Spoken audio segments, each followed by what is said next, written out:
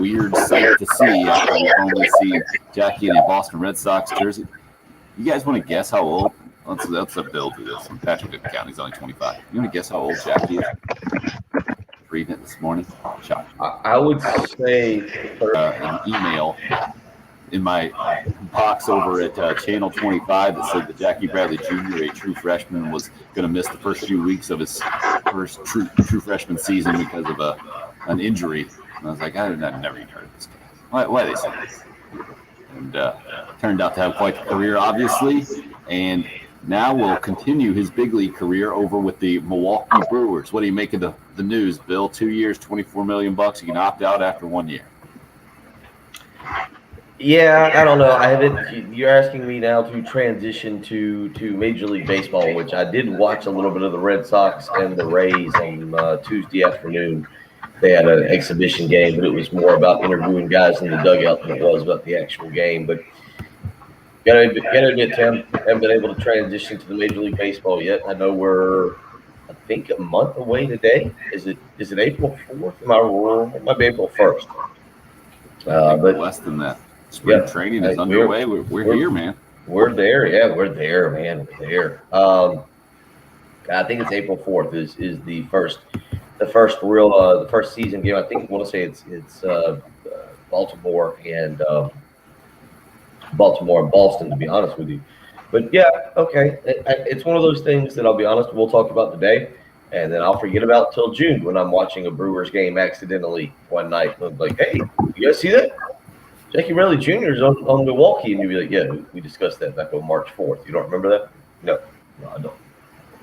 It's amazing to me that the Red Sox had in their outfield Jackie Bradley, Mookie Betts, and Andrew Benintendi there from Arkansas, and now none of those guys in the Boston outfield. Just shows you how some teams can have a really good thing and not hold on to it, and how the challenge of that is in Major League Baseball with the salary caps and moving things. And it just makes me think about the Atlanta Braves from last year and where they are with kind of their young players.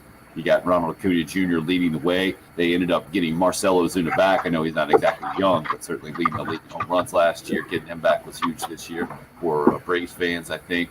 You got Dansby Swanson and Ozzie Albies there in the infield. And Kristen Pache is supposed to take over center field this year. So it will be interesting to follow and see how that organization can hold on to its guys. But it was a heck of a run for Jackie in Boston. Made it to 30 years old, was an all-star 1 year.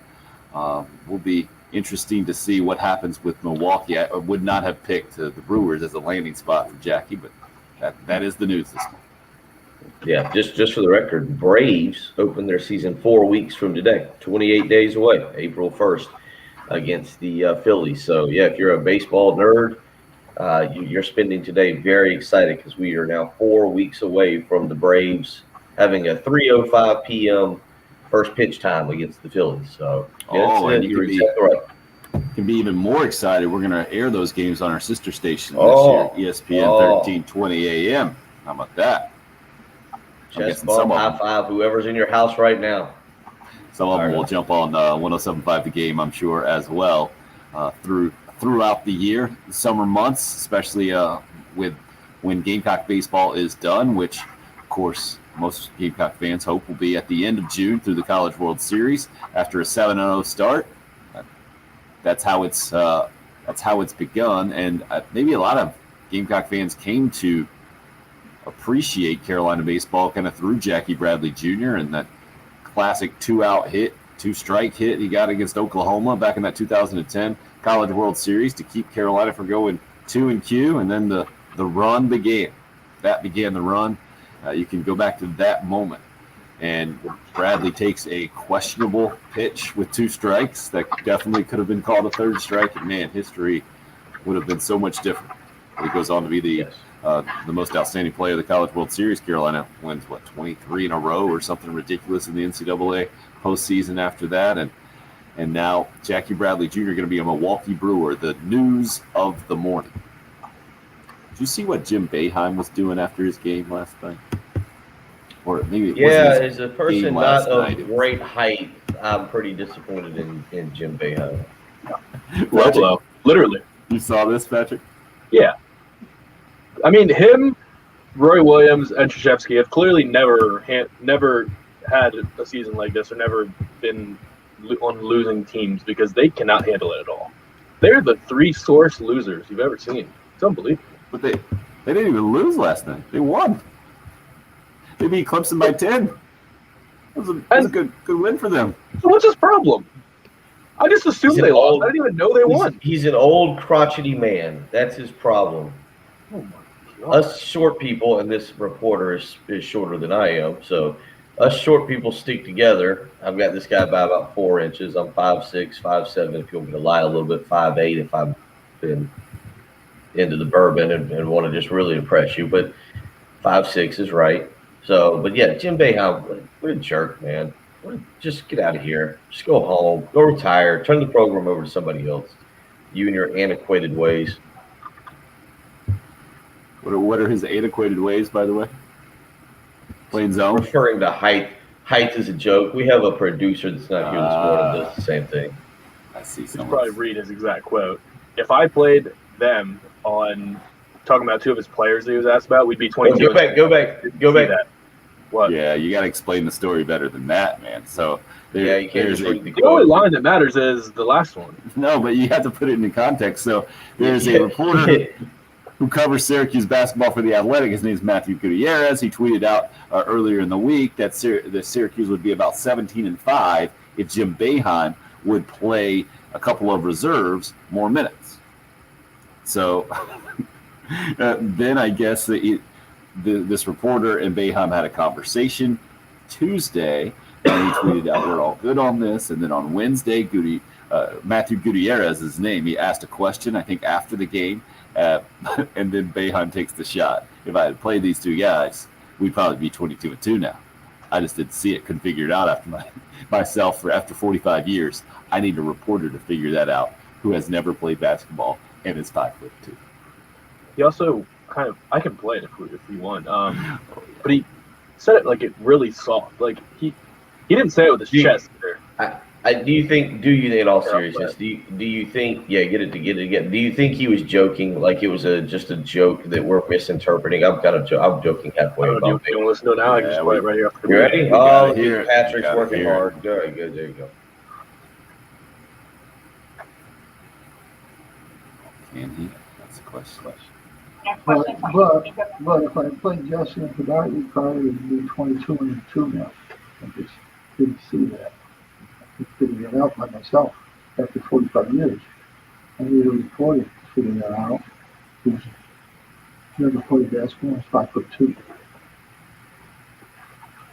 Go ahead, Anthony, with your question. Well, it's have his drink.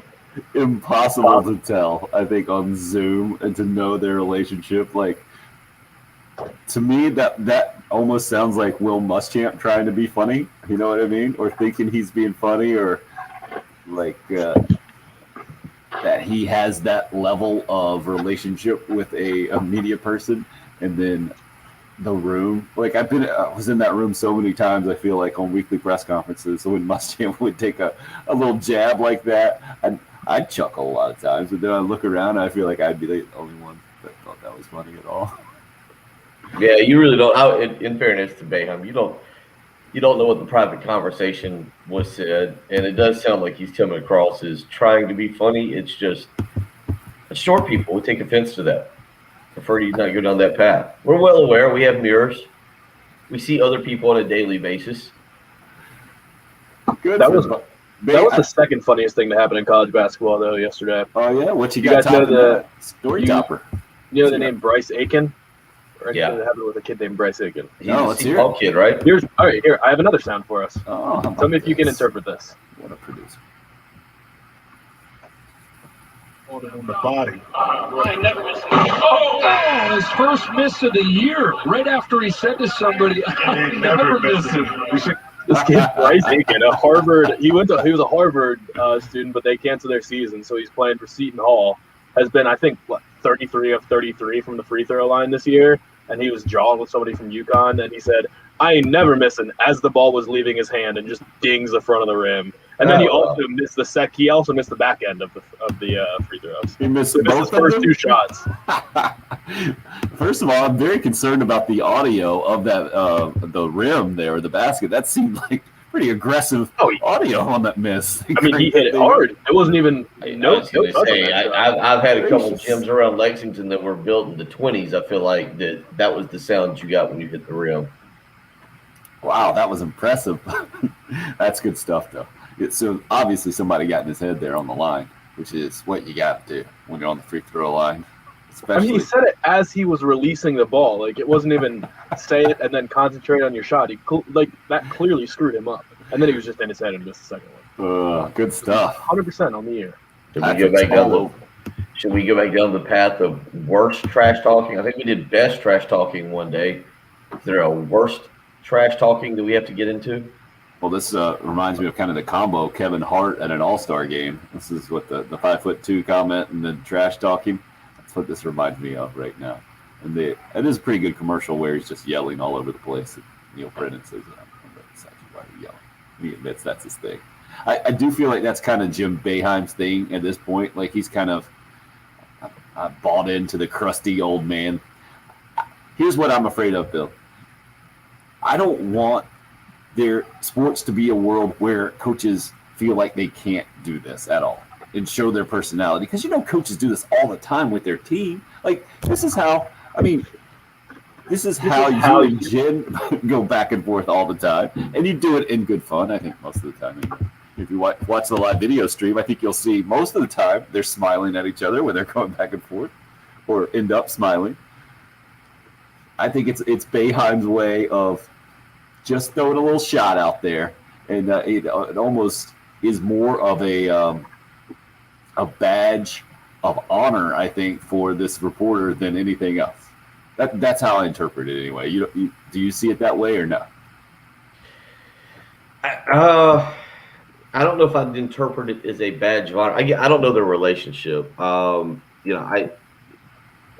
understand what you're saying, and I don't disagree with you on that. I just don't know their relationship, because the one thing you have to factor in this actual conversation is that apparently they had a heart to heart, or they spoke to each other after the initial tweet. After the reporter saying, well, they'd be 17-5. Look, I can only imagine what Frank Martin would say to Patrick after yesterday's hot take on the post players. You gotta do that again, are we? Not a hot take. Okay. Is incorrect. Fine, let's just go with the awful take. That's fine. We can do that.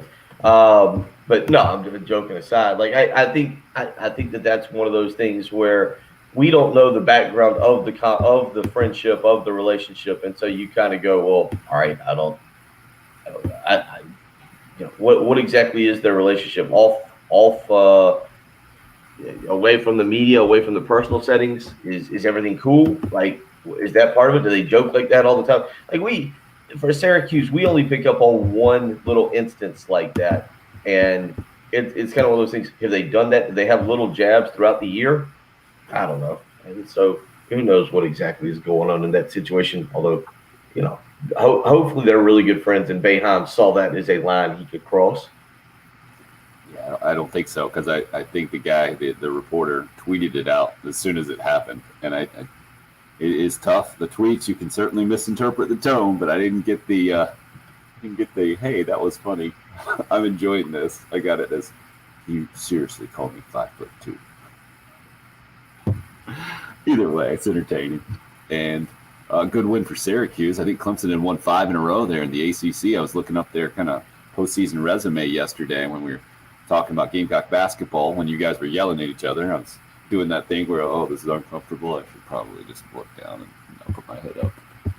But that was fun yesterday. Also yesterday, here on 107.5 The Game, Ray Tanner doing his typical monthly visit on the halftime show, talking a variety of different topics. We need to get into this. South Carolina making some news, the athletics department making some news, because it's got a new partnership, kind of an advisor, I think, or just another a voice, maybe going to be the expert for some of this name, image, and likeness stuff that's going to become. Because, I mean, how long could this have existed, Bill? They announced a partnership. I guess it's called Altius Sports, a name, image, and likeness advisory and education firm. How long could this firm have existed? Since it hasn't really been a thing, right?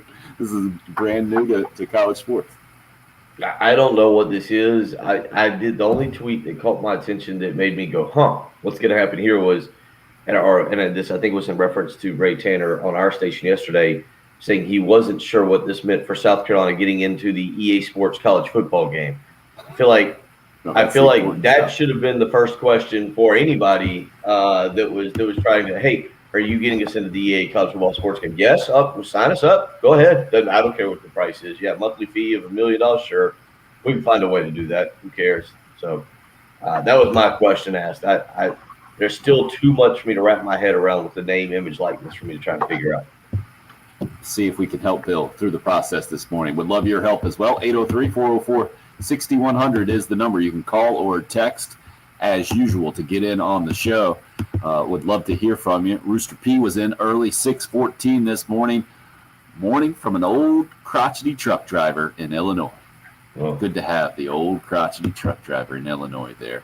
Matt just wanted to give us the heads up on the Jackie Bradley Jr. news to the Milwaukee Brewers. David suggests, or actually says you can't say short anymore. You have to say vertically challenged. On the live video stream sponsored by Buford Lending, Chris suggests, hey, maybe Jackie's a big beer fan there. Chiefs fan. Milwaukee. Chiefs fan. I would suggest maybe the Chiefs fan. No, I don't think either one of those. I think he's a CrossFit guy, or certainly maybe a P90X guy. No. Stays in the good. You know, he is a big video games guy. Is he? Yeah, How about that? I believe that's the hobby. I think if you had to throw a hobby out there, but will be interesting to see Jackie Bradley Jr. in a Milwaukee Brewers uniform. 2 years, $24 million. Got an option after 1 year, and it makes Bill giggle. No, I was thinking you stayed away from one group of people. You said CrossFit or P90X.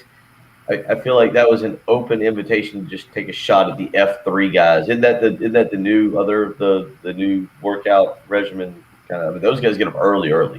Yeah, Like, not that. You never heard of the F3? You're not an old guy like us. I think it's more for the older crowd, the more experienced crowd, I should say. I'll just call them older. I got a buddy, Chad McMurray's in it. I'll just call them older. They give themselves nicknames and yeah. Fitness fellowship thing. Yep. I think because they do it early and because obviously I'm here most of the time, working hard, some of the time. I can't go do it, but I've been invited to a bunch of them. But yeah, it's I don't know if they fit in with the P90X group. P90X is not really around anymore, is it? That fad kind of fell out the door. Yeah, I think so. You can still do it. I mean, you can still buy it. The big thing now is Peloton. Peloton's taking over the world. Oh yeah, had stock it's in not just Peloton a while back. Not just the bike, right? It's basically the video screen and the whole thing. I don't like my trainer yelling at me during a workout. I don't have a trainer. They don't But yell at you. I You get to wouldn't. pick your trainers. They yell. I No, but really. you get to pick ones that are more supportive, and you can pick. Oh, you're ones that talking about on are- Peloton? Yeah, Peloton. You get to pick your trainers. Gotcha. Okay. That's how people like it. Mhm. Whatever happened to the Peloton bike girl? She ever recover from the drama that was her husband giving her a Peloton? I don't know how that ended. That wasn't very funny. The only reason I thought of that is because Patrick, you can speak to this. Whatever, if the Browns thought J.J. Watt, what was J.J. Watt doing with a Peloton last week? It was fake. There was a fake JJ Watt Peloton account because your account can be public and people can see you post messages or things like that. And there was a fake JJ Watt account that said something about like Buffalo, Cleveland, and Gotcha. something else. So Yeah. people thought that was his finalists. And there was how a does meme. Patrick know so much about Peloton? What's the deal? Well, What do you mean? Everybody does Peloton. No. he is right. He is right. And there was a meme of the Peloton girl's face when I think she was excited about being able to run 25 yards or something, and that her husband was going to be thrilled. And it had that meme of her face looking back up over at the camera, and it was like when she discovered that the J.J. Watt Peloton account was fake or something. Oh, Bill, you mentioned the Cleveland Browns there. Did you see what the head Cleveland Brown is saying? I'm calling Baker Mayfield the head Cleveland Brown. Did you see his latest social media post? We got to get into this when we come back. Oh, good. Only Baker Mayfield, I feel like, would drop this on us. 803-404-6100 is the number into the show. Love to hear from you. Love that you're joining us on that live stream we see on Facebook Live. LeVar joining us on YouTube Live this morning. We're up and rolling on Twitter. The station handle is at 1075 The Game. I'm at Tim Hill 1075. Bill is at Will Gunter with 1L. Patrick is at _ Patrick Perrette. Bill is very confused right now. Yeah, like because it's a at the Baker Facebook. No, I haven't got to that. It's a Facebook comment on the live stream, and it's something that I feel like we would get with. What's up with Johnson and Leslie Construction? It's up from there. David's just at work. He's saying, "Hey," and he's giving his. What's up from plug. What? No, I didn't get. I see it now. What is it? He's telling us what? I thought he was telling what's up with Johnson. I was like, I don't know. What's up with Baker Mayfield right now? What's up with Johnson? Dude, you know you need some wellness coffee and some carrots because you can't see right now. I can see. Eat some carrots. They're good for your vision. I read it perfectly. Why would you think I couldn't see? There was an understanding issue. With. Yeah, you said with instead of from. That was the difference. Oh boy, he just figured it out. You're right. So F3 guys, they give the nicknames. Clearly, you're F3 Big Carrot over there, living up to your nickname, Patrick. Maybe Bill needs to be Wellness Coffee. Well, I got a medical question. There's nowhere else to go but our radio show. Can 38-year-olds get inner ear infections? Is that possible? Or does that stop at like 9? At 9, Can a morning radio show go to a break? We need to. Man, you were snarky. I want Jen back, as of all people. Jen would just turn your mic on. I love Take it. a break, Patrick. Take a break. It's the early game. It's 107.5 The Game.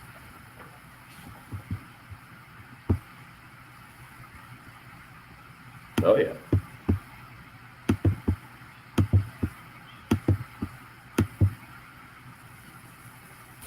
Oh, that was fun.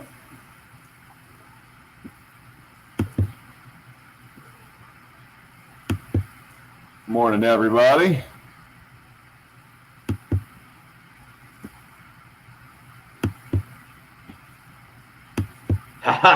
What Patrick didn't know is that then I get to talk about Jacob Crowder. So, yeah, we went to a break, but look who's still talking. That's right. Although I just need to tell you about Jacob Crowder. He's a mortgage guru, and right now he will help you. Interest rates extremely low. Time for you to give it a try. See how much money Jacob can save for you. He's a mortgage guru for a reason. Give him a phone call this morning, 803-719-1005. That's his cell phone. 6:28 in the morning. I can promise you this, Jacob is up and ready to help you. So you can give him a call. You can shoot him a text message. Obviously, a lot going on right now. Maybe you want to shoot him a text message and schedule an appointment to talk later today to get him some information, get the process going for you to be approved, and then you can refinance your existing mortgage. And right now, Jacob is helping people save $200, $300, $400, $500, depending on what is going on with your monthly mortgage payment. And if you're looking to buy, well, again, excellent opportunity out there. You can save money. These interest rates are not going to stay as low forever. You need to make the move and give it a shot today.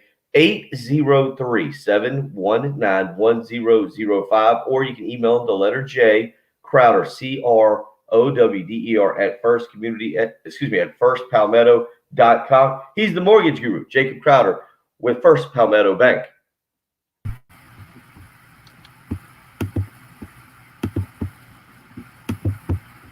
Well, there's your first slip up on that. 3 banks in a year. You knew it was going to happen at some point.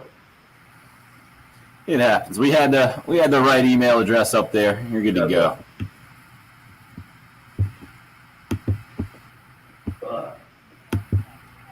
James, thank you very much, sir. Always nice to hear some kind words to start the morning. Morning, Craig.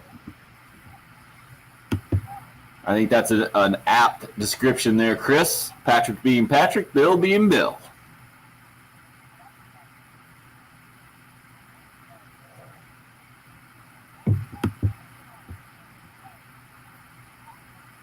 Nice, interesting. Top returning offensive player in the SEC, Patrick. Who is it on the top of your head? Oh, it's Patrick. Patrick ignoring me. It looks like he's reading. He's just checking out the computer and grinning. How dare you, sir? He must have his speaker on mute unless no one can hear me at all. I'm just spitting into the wind. Oh, and he dropped. Maybe he's just done with us this morning. You guys hear me all right on the live stream? Just looking for one yes or a thumbs up, or just start yelling at me if you can't.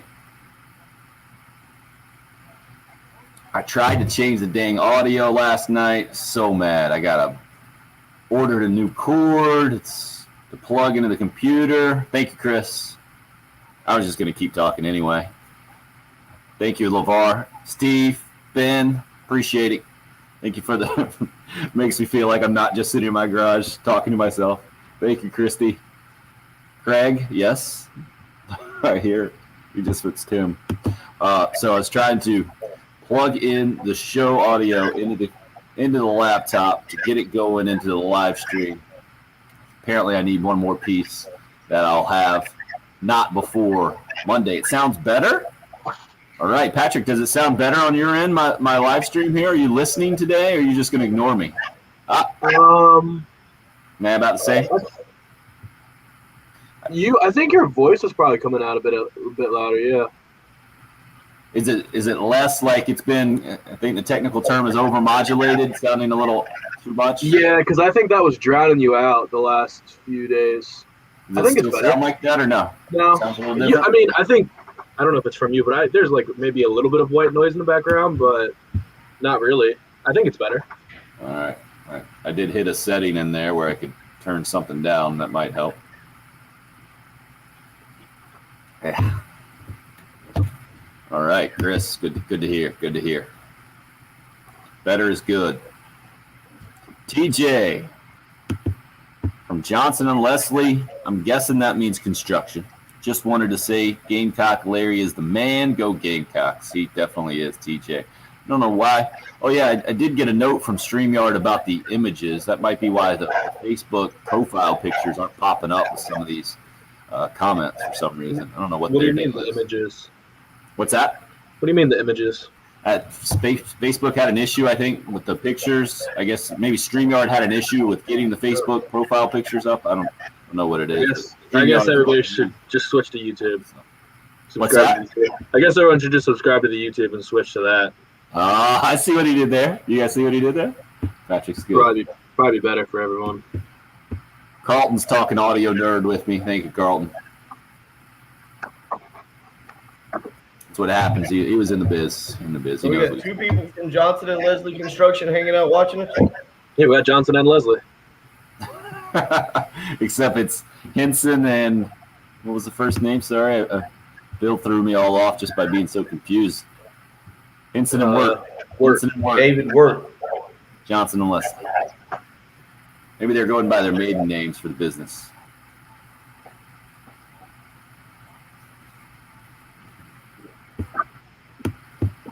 All right, so I'm going to type this up about Jackie Bradley. We're coming back. All right.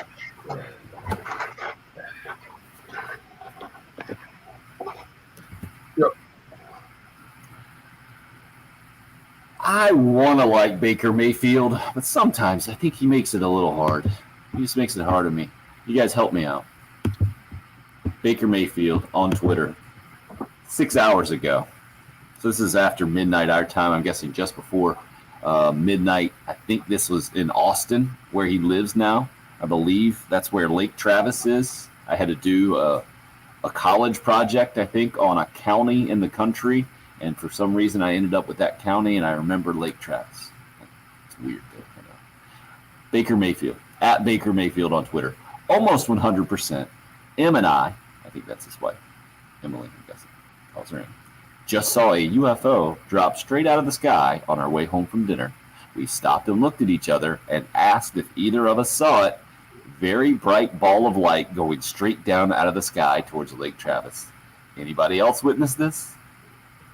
Well, 777 responses.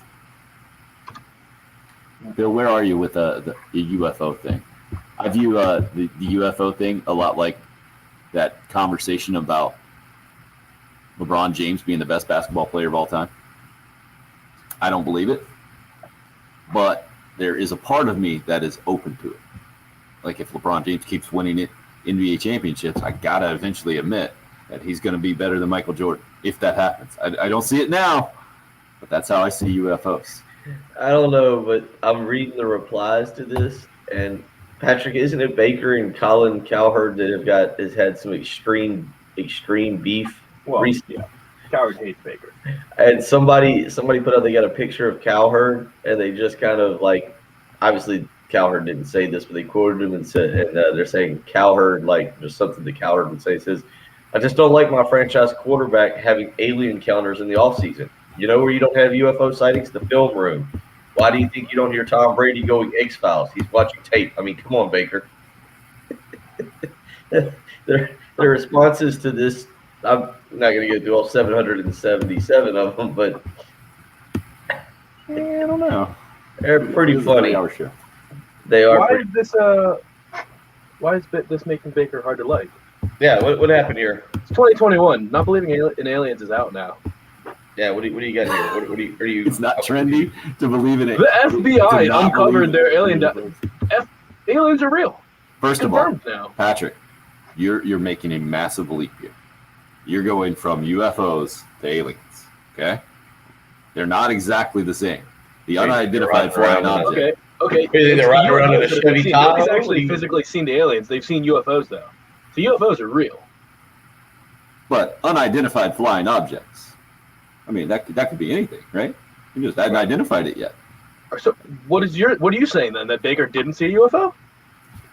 I'm Why saying don't you like him? You're saying if he did see a UFO, you just should keep it quiet? Yeah, No. good point. What do you got going here, Tim? First you don't like Baker, and now you don't believe in UFOs? correct. I don't believe in UFOs. I'm there. It's a lot like same thing as LeBron James. I don't think he's the best basketball player ever. I think he could be.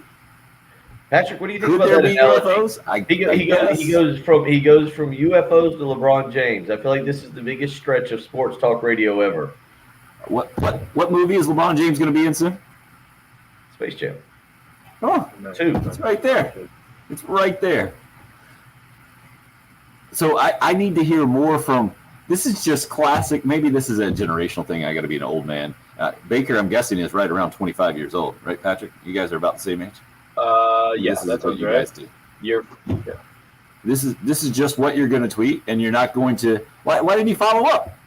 If I saw something flying out of the sky, I would investigate. I think he technically Was he saw scared? it falling. This was 6 hours ago. He fell asleep. What do you mean he fell asleep? He tweeted this at midnight. You know what the last thing I'm doing at midnight if I just saw a UFO? Going to sleep. You say, oh, I think that was a UFO. I saw a burning ball flying out of the sky. Let's go to sleep, babe. Boy, what do you think he's going to track it down? Like he could have been miles away. Like, I mean, Why wouldn't he? Is Cleveland known for its mountains? Its luscious and great mountains. He's in Austin. Oh, he's in Austin. They tagged it. Okay, Lake Travis. That did make sense. Yeah. I'm an investigative journalist. Figured it out. See what I followed up on that. He's got to. I hate the random tweets like that to just. Oh, Courtney Levitt's in on the live speculation. stream, and he's got a great conspiracy theory. Okay, let's hear it. Weird that Not a American conspiracy theory. Airlines pilots spot a UFO the same week that a huge night meteor shower shows up in the UK.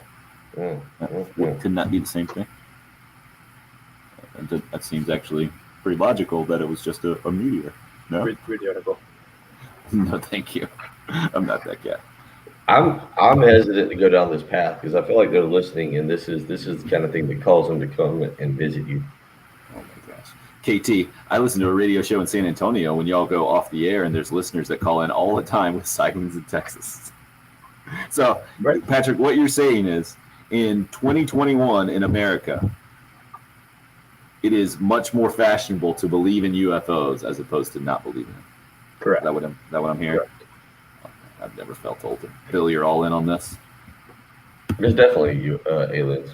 and UFO. There's definitely UFOs. There's definitely UFOs because oh boy, are we way down the You know else is out though? Hating on Baker Mayfield is out now too. Also, yeah, I'm more disturbed by that. What's up? Todd Stacks, it's the off season. Baker wants his name in the news, so he conjures up something. Who knows? After what he's been smoking or drinking, he might really think he saw something. What has Baker done? What's Baker never? Are we confusing Baker and Johnny Manziel right now? No, Baker could get in trouble one time in college, and he had a terrible second season. What does that have to do with drinking and smoking? Nothing. Didn't he have a good third season? He just took them to the playoffs. Really good That's what I'm saying. Like, why is Tim bringing up season 2? Because Patrick's to the wire. acting like he's been amazing his entire NFL career. He hasn't. You guys are casually, conveniently forgetting how you were all on the Browns bandwagon after year number 1 of Baker Mayfield. And don't forget his tiger underwear shoot with the car and the whole thing. The commercials are great. Have to do with Baker's? It's his persona, right? Not everybody likes him, Patrick. Just like not everyone believes in UFOs. Even though I like his commercials. It's time to be done with that. Hating Baker Mayfield was very 2019 through 2020. Get him. Tell him, Patrick. That's over with now. Tim is so old school in this. And I really can't believe you don't believe in UFOs when there's visual evidence of UFO. Like, now, are they from out of this world? That's hard to say. Who knows what the government is doing that we're not told about. But yeah, you can't deny the existence of UFOs. Yeah, it's my problem. My problem is with the U, though. Unidentified. Well, but do we know what they are? Somebody does. It's unidentified to what, the general public or most of us? I'm guessing somebody knows. Yeah. Courtney Levitt back in. I believe in aliens more than I believe Baker Mayfield will win a Super Bowl. Well played, sir. Well played. Patrick, do you have belief in Bigfoot? No, absolutely. Okay, yeah. See, I'm with you on that. I've watched enough of these Bigfoot hunter shows. Somebody with a cell phone camera would have captured a decent clip of Bigfoot by now. Yeah, Baker Mayfield not winning a Super Bowl. I mean, he's got to go through all of the best quarterbacks in football right now. He's got to go through Patrick Mahomes, Deshaun Watson, Josh Allen. Wait a minute, let's just start. Joe Burrow's in his division now. Start in his it's not like saying that he's bad because he'll never win a Super Bowl. Start in his division. Right. You got Lamar Jackson. You put Lamar Jackson ahead of him. Yeah. Would you go Lamar Jackson ahead of Baker? Yeah, for sure. Okay. I would put. No, I'm with you. I'm asking. I would put Baker ahead of Ben Roethlisberger at this point in their career. Yes. Okay. Of course. And I'm leaving. Personally, I think I'd build my team around Burrow before Baker, but really, yeah, I think so. So this is really what it is. Patrick's bitterness, his edge about Baker Mayfield right now is really an internal struggle. Well, I love Joe Burrow. That's not a shot at Baker. I think Joe Burrow is phenomenal. Just like I don't think Courtney Levitt's taking a shot saying that Baker won't win a Super Bowl. He plays for the Cleveland Browns. Sounds like a shot. Everything sounds like a shot to you these days. No, it is, but it's also slings his coffee. Better chance to win a Super Bowl, Kyler Murray or Baker Mayfield? Oh, Baker. And do you want me to throw Joe Burrow in there as well? 3 number 1 picks. I'd still say Baker. I think Joe Burrow is the best. Right. Not the best. I think Kyler's the best. Joe Burrow has the least chance because the Bengals are the worst organization. Let's expand out one more, and we don't know what his team's going to look like. Trevor Lawrence is the answer. Trevor Lawrence. Yeah.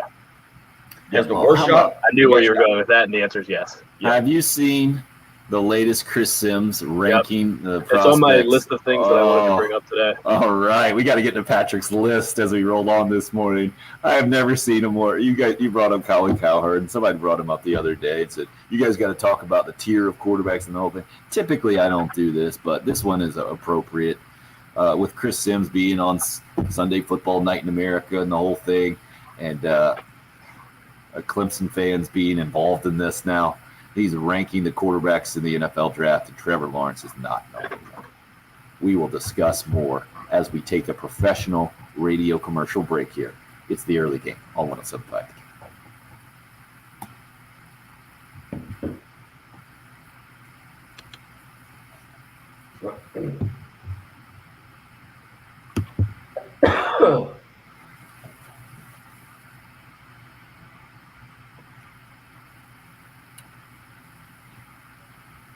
I'm not sure. Does this mean you approve of your son's Does this mean that Perry approves of his son's pro-UFO stance or not? I'm guessing it does. That seems like he's kind of advocating that. You guys are way off, by the way. What Cleveland quarterback has had any kind of success? Bernie Kosar. Bernie Kosar.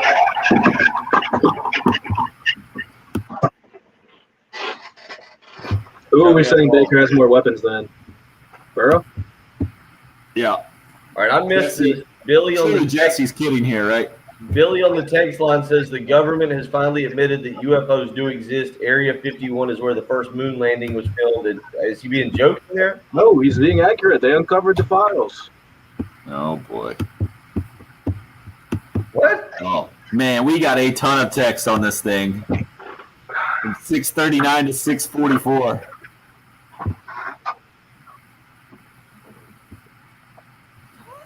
I love it.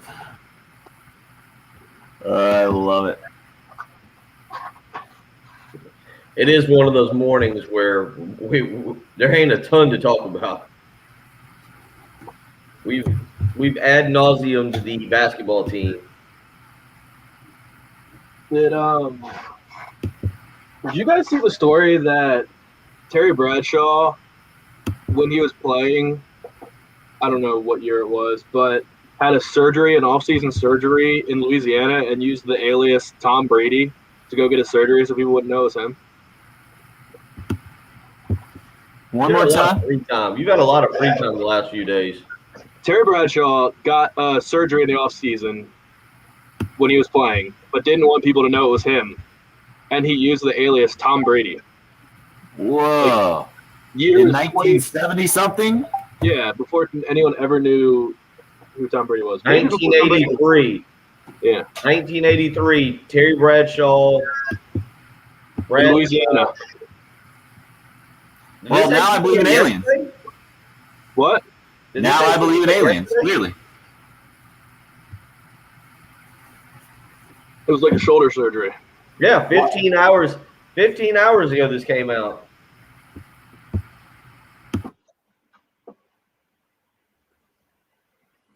I'll never forget when it first happened.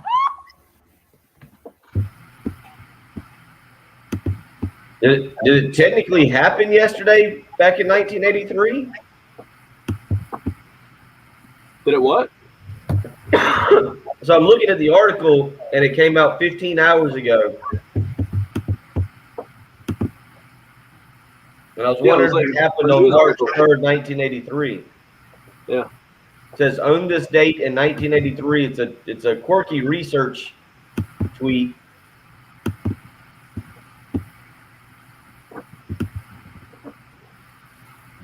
We're about to be back in.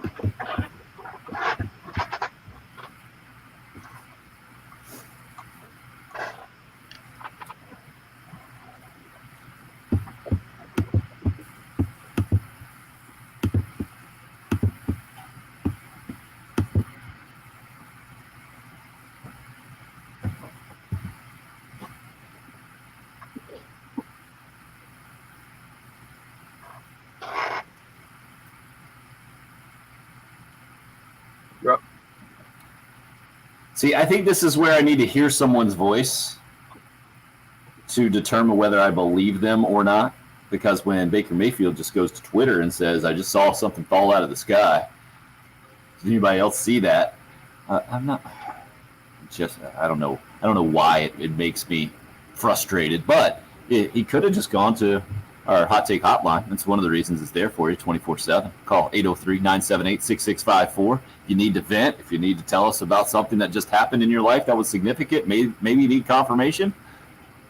Our Hot Take Hotline, sponsored by Twin Peaks for the men who never settle. Go see them down in the Vista at 600 Gervais Street. Feel free to discuss UFOs and aliens at the bar. Apparently that has popped up in our discussion this morning because of the tweet last night from Baker Mayfield. A lot of you weighed in on this thing, as you would expect. Ryan in Lexington, maybe the most serious take I've ever, or I just read it in a very serious voice. 31 years old here. Yes, consensus is UFOs are real and don't see why it would make you dislike Baker. I side with Patrick on this one. Make you right. Dennis is on the other way. Gunner and the Mayfields on the same kind of thing. Need some normalcy. Gamecock Larry, preach it, Patrick. He's asking Gamecock Larry to bring some normalcy back to the program. That's what I like. What's that in the sky, Curtis? Dennis, you start questioning things, they're going to show up at your house. Curtis, what's that in the sky? It's a bird? No, it's a plane. It's the dang lights from the sewage treatment plant. Clinton, Tim sounding like Dwight from The Office. False. UFOs do not exist. Anytime I can be compared to the assistant to the regional manager, I'll take it. Assistant regional manager. What were you saying, Patrick? I said, yeah, assistant to the regional manager. That's important. Assistant regional manager. So you can have UFOs without aliens, but you can't have aliens without UFOs? LOL. It's very confusing to me too, as well. That was from Clark, and Anthony from Kershaw says the last thing I'm going to do if I see a UFO is going to it. I'm going the other way. Wouldn't you wonder the rest of your life what the heck happened? Or you're just going to be one of those people that, nope, I saw it. That's it.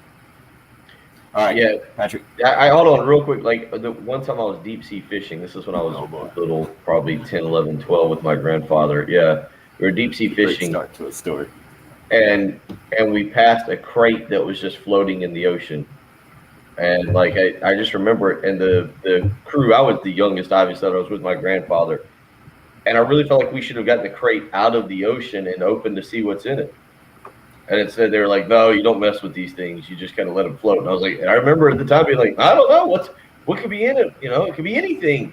You know, it's kind of like the dad Christmas story. There could be anything in there. Like, don't you feel like it? Don't you think so you've seen a UFO? You've seen an unidentified floating object. Yes. That same frame of mind, when I was little, I picked up a Portuguese man of war out of the ocean. Brilliant. How'd that work out for you? Decision sometimes. But there's a difference there. Like I knew early on, anything that looks like a jellyfish will run away. Like they don't look like jellyfish. Well, if it's floating like that, I shouldn't say that. Yeah. If it like get away, like that was a very early lesson learned. A floating, it was a big box too. I mean, it was a solid 4x4, 6x6, something like that. It wasn't just a small like little package that could have been, you know, falling off of Tom Hanks' plane in Castaway. Yeah, this was a big old box that like could have had all kinds of riches and golds in it. Riches and golds. Been full of man of war. Is it men of war if it's plural? I don't know. Multiple floating down the coast.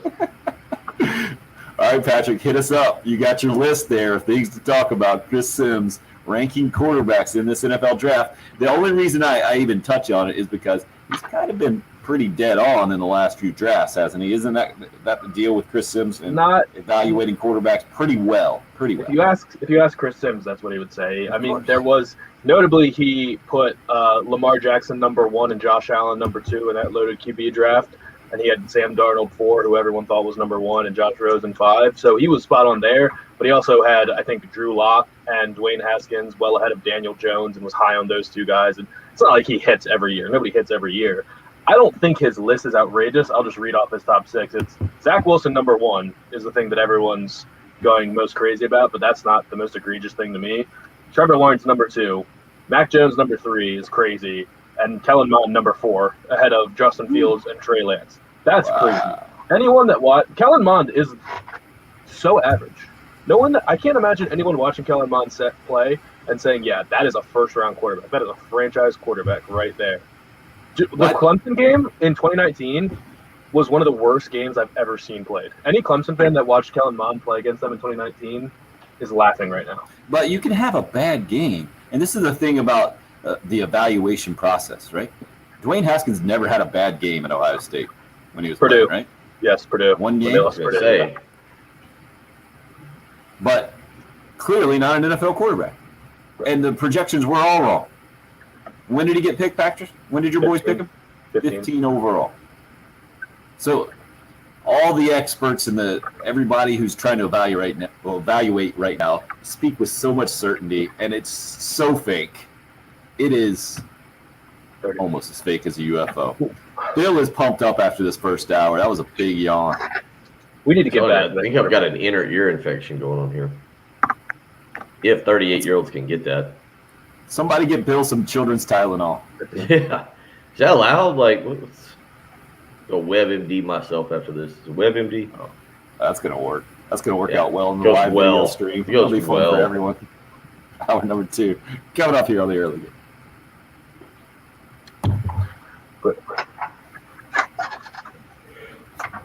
You see somebody on the text line. Is Bill okay this morning? Seems like he's going through some stuff. I do. The right side of my head feels right here. That's why I wonder if it's an ear infection. It hurts. We'll put some drops in there, man. I don't know. I'm being dead serious. I don't know if I've ever had an ear infection. I definitely don't have drops. Oh, wow. I got to put drops in my ears after I go swimming still to this day. Otherwise, it's going to be a problem.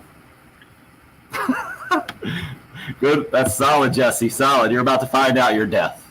I learned a long time ago not to WebMD. I had kidney stones like 10 years ago, and I didn't know what it was. I went through like a week with them.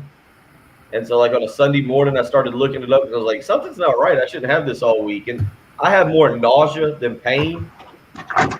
And so when I looked at it, I thought my appendix was about to explode.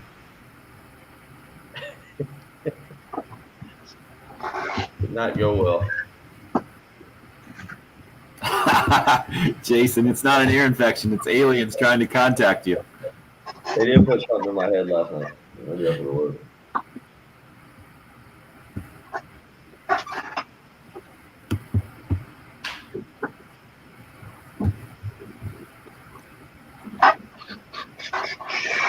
Oh, Patrick is ready to break down the entire draft. What else is on your list, sir? Combine participants were released yesterday. But I thought there was no combine this year. Yeah, it's just mostly for medicals. And that's what you want to talk about? Hey, here are guys that are going to get checked out by doctors for the NFL. No, I only wrote down the South Carolina guys that got picked. Yeah, they're 5, and I purposely didn't read the rest of the email because I want to guess what 5 guys there are. We'll play that game. Yeah, perfect. I'm sure most people probably heard, and it's probably just a fun game for me, but that's where we are this morning. What is Andy I was kind of surprised. So you're kind of surprised at the 5 guys? How many of the 5?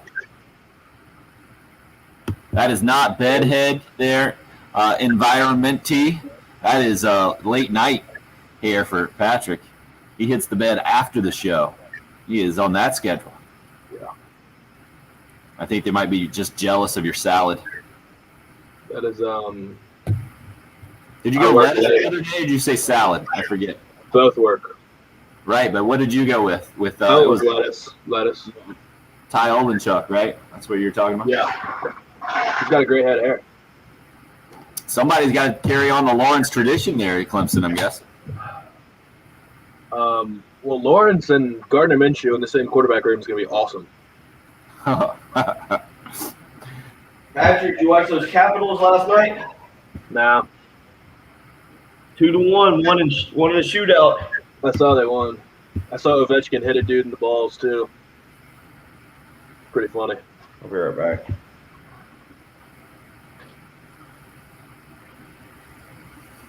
Man, we got some serious UFO people here in the first hour.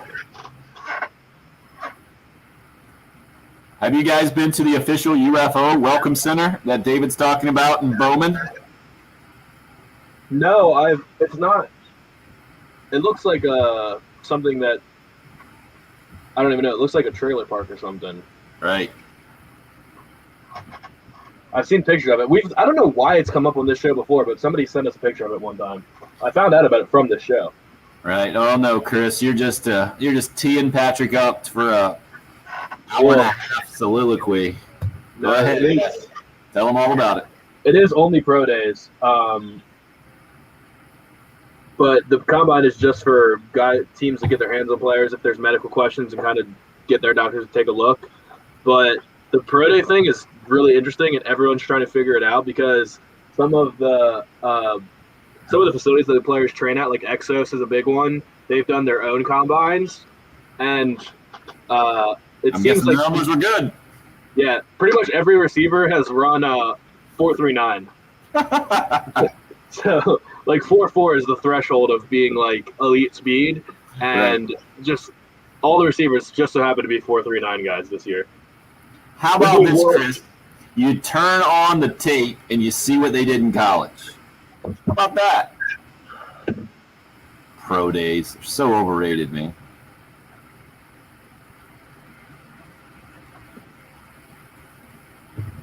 This year, though, that's got to be extra difficult with some guys taking the year off and then trying to evaluate and the whole thing, man. Yeah.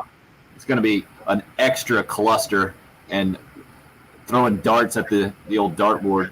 Well, there's a lot of guys that are going to be completely different physically. Like Joe Tryon's this edge rusher from Washington that supposedly has put on like 20 pounds of muscle and is just a completely different human being right now.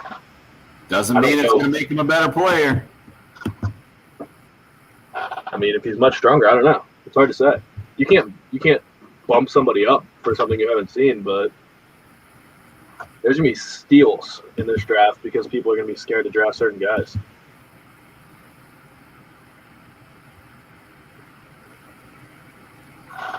My favorite edge rusher retired from football and then came back. I don't know how you're supposed to evaluate that either. I don't even know who you're talking about. Galen Phillips from Miami. He used to be was the number 1 overall recruit in 2017. Transferred from UCLA after retiring from too many concussions. That's your favorite in this draft. I thought you were talking about just actual guys who have played and produced in the NFL. Yeah, Chris, that's where my head's at. Big whiffs, too. Huge whiffs. More whiffs than usual, which is saying something. They probably will, yeah. Let me type up a little banner here for Jackie. Bill, if you're interested, we're coming back here soon. He texted us. Oh, yeah?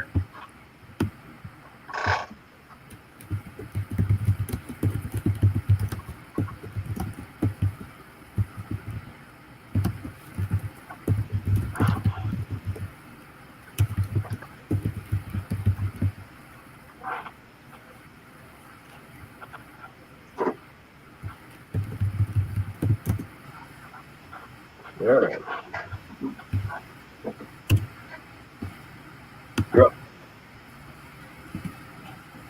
Former Gamecock Jackie Bradley Jr., a Milwaukee Brewer. Those are the reports out of Major League Baseball, and to me, this is really it's going to be odd to see Jackie Bradley Jr. in a Major League Baseball uniform, anything other than a Red Sox uniform, but especially with the Brewers. Saw former Gamecock Justin Smoke go to Milwaukee last year, and he didn't make it through the season. Didn't work out well. Tried to catch on with San Francisco Giants. That only lasted a matter of a couple of days. I think maybe a week total. And this year, Smoke's going to go play in Japan, the Tokyo Giants, I believe. And now Jackie Bradley Jr. kind of following in his footsteps, and to some degree going to the Milwaukee Brewers, but a much better deal for JBJ in this one. 2 years, $24 million is the reports, and an opt-out after a year. So Jackie Bradley Jr. as a Milwaukee Brewer going to be different, and made me feel old this morning to read in the report that Jackie Bradley Jr. now 30 years old. But if you do the math, he was the 2010 most outstanding player at the College World Series. 11 years ago, yeah, he was only 19 at the time. There you go. Jackie Bradley Jr., a Milwaukee Brewer. The headlining news this morning for those of us here on the home of the Gamecocks. Relatively slow night for Gamecock athletics, especially after yesterday we had baseball and basketball, and I feel like that has been kind of the theme these days, especially on the weekend. You had multiple games going on at the same time. Patrick, you know all about that, being in the studio here recently, and it's going to be a busy weekend this weekend coming up. The USC women's basketball team will start the SEC women's tournament on Friday night, an event they have dominated through the years. It's back in Greenville, and I think basically the odds-on favorite. I saw some poll popped up somewhere, maybe on the SEC network, that had them at like 47% chance to win this thing, and Texas A&M, the team that just knocked them off for the regular season title, was down at 30%. So we'll see how that ends up, and you can hear all of that here on 107.5 The Game. If there are any kind of conflicts with baseball in the series with Mercer, the baseball game will shift over to our sister station, ESPN 1320 AM, and you can listen to that thing online as well. You can stream it at ESPN1320Columbia.com. The NFL, a large topic of conversation this morning, and we were just getting into that at the end of hour number 1. Of course, that always perks up Patrick Perrette, who's helping to fill in for Jen Jensen in the Herndon Chevrolet Studios in downtown Columbia. It's Chris Sims, son of Phil Sims. How do you know Chris Sims, by the way? Do you even remember him playing at all, Patrick? I just remember him being a bad player, yeah.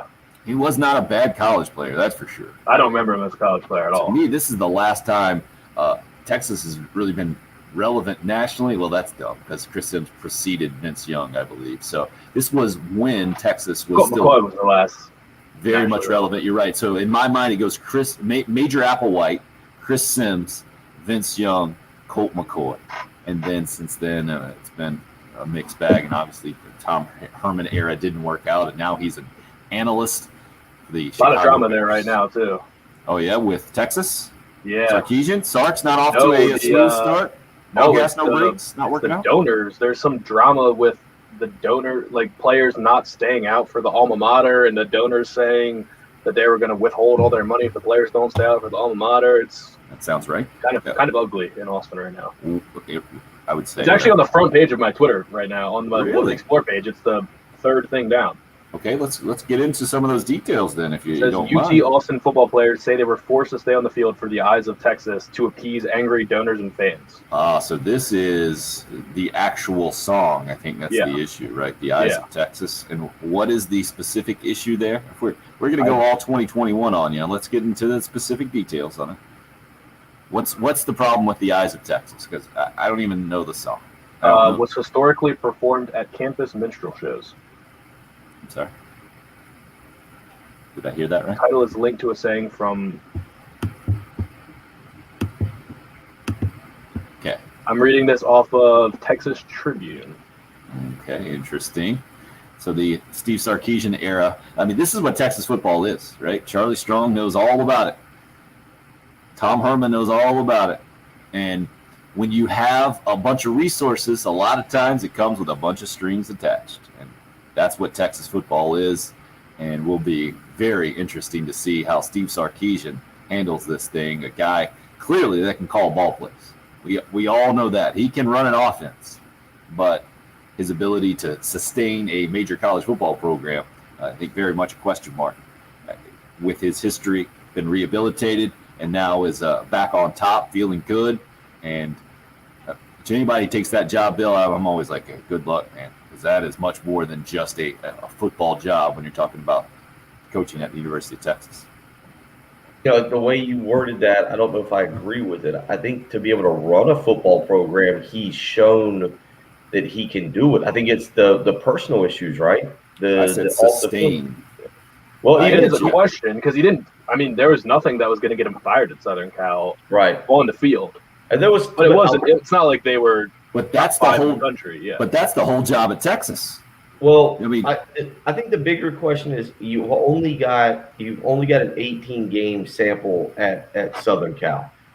The sample size comes from Washington, where he was 34-29. He had a 5-7 his first year, 3 straight 7-6 seasons, and then 8-4. You have 3 straight 7-6 seasons in Austin, Texas. You don't get year 4. There's nothing after that, right? No doubt. Because Tom Herman's record was much better than that. Right. And so that's where I think it is interesting. But I also, kind of wonder more about his personal health, and has he been able to conquer any demons or whatever it was that he had personally that may give him issues. But I would assume he has. You got to remember, it was 2015 was the last time he was a head coach, 3-2 that year before being let go. He was 12-6 overall at Southern Cal, and I feel like, guys, one of us could go out and get Southern Cal to a 9-4 record with what you can typically recruit and what you can do with that program. Well, it hasn't happened in a long time now. I think it's easier said than done now. That program's not in the same place it used to be. It's going to be wildly interesting to follow. What do you mean? When you said it hadn't happened, that they were 10-3 in 2016, 11-3 in 2017. They had the off year 2018, which They've is never sniffed the college football playoff. I'd say they've been in the neighborhood. But Billy, this is a generational thing. What Patrick's doing, right? This is what college football has become. It's How many college years in a football. row has the best quarterback in California left the state and come to the Southeast? And it's going to happen. Sarkeesian's got the number one quarterback in California for 22 coming to Texas. They came to the Southeast, 3 years in a row? Was Helinski the number one when he came down here? in California. Yeah. I'll look. I thought he was, or we were saying he was. At least maybe he didn't finish that way. But him, Uyangale, and then Bryce Young, and now this kid Malik Murphy that's committed to Texas. They're not bad on DJ Uyangale there, Patrick, with the head shake to go along with it. I think that's how it's. It's good. It's very good. So, Bill, what is your kind of overriding point here with Sarkeesian? Mine is simply that because the University of Texas head coaching job comes with a lot of this drama that's happening right now. This is who hit it? Who put it perfectly? KT on the Facebook live stream. That sounds normal for Texas. Exactly. This is what Texas football is. They got the resources. They got the recruiting base. They got the money. They don't have the wins to go along with it. Texas A&M has had all of that traditionally and has never really had the wins to go along with it. At least the University of Texas has figured it out at some points in their illustrious history, mostly in the Darrell Royal days, but Mac Brown did figure it out for a few years there and had it going.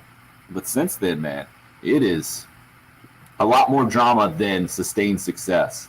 And Sarkeesian, to me, has a lot to prove to be able to kind of to wrestle that monster because of his track record, personally and professionally, and then just because it's so daunting, man. I mean, Charlie Strong was at the peak of college football. Tom Herman, darling of college football. We all know that very well around here, and it didn't work out well for either one of those guys. So I don't see Steve. I see Steve Sarkeesian being a lot more like those guys than the exception in this thing in Mac Brown, where Texas has come. How do we quantify success for him? Because I think he's going to do a really good job. I actually have a ton of confidence in Sarkeesian. No, I think all of that's his personal stuff is behind him because I did watch like a 2-hour coaches clinic of him, and it's completely like not a reason to fully buy him because he could have put on a face, but I was super impressed by him and the way he was talking to everybody and saying like, yeah, I'm just so lucky to be in this position to have fizzled out and gotten the opportunities I have, coaching the NFL, coach here, and just everyone that talks about him talks like he's the smartest person they've ever come across from a football sense. So I don't know. I think he's just a genius. Just real quick to your point, Patrick, on the quarterbacks, I was looking. This is interesting to me, just the recruiting nerd I am. You are right about last year, the quarterback, or this year, whatever, this year going to Texas. Year before last, the kid that Southern Cal landed was actually rated higher than the highest quarterback in California. But get this is crazy to me. 2020, that had Bryce Young, DJ, it had CJ Stroud. The top 3 quarterbacks in the country were all from California. And as Patrick said, they went to Alabama, Clemson, Ohio State. If you go further, this is 2020, if you go further, 6 of the top 11 quarterbacks, regardless of dual or pro, or whatever they want to define them, 6 of the top 11 were from the state of California. None of the 6 went to California. You have to go back to JT Daniels, right? I don't know. I was just I just was amazed by that. The top 11 quarterbacks in the country in 2020, 6 of them came from the state of California, and not a single one went to Southern Cal. Now, I don't know. I can't remember what exactly their quarterback situation was at that particular year, whether they were sitting there with Slovis and with Daniels, and we'd have to go back and look at the roster. Maybe there's a decent explanation for that, but yet that was pretty crazy what you just explained when you look at that. And then you are right. Helinski was the highest rated quarterback in 2019 out of the state of he was second. Jaden Daniels was ahead of him from San Bernardino. Thank you. He was number 3. Helinski was number 4. I mean, overall. overall, regardless So of from a quarterback perspective, they were 1 and 2. I hear what you're saying. And here's even, I mean, not that he was rated as highly, but Hank Bachmeier was number 11, so 3 out of the top 11. We know where Bachmeier's at, right? Smurf turfing it up at Boise State still, right? He hasn't He transferred out transferred? yet. As he said that, I was like, wait a second, quarterbacks transfer all the time. Did I miss that somewhere? No, but yeah.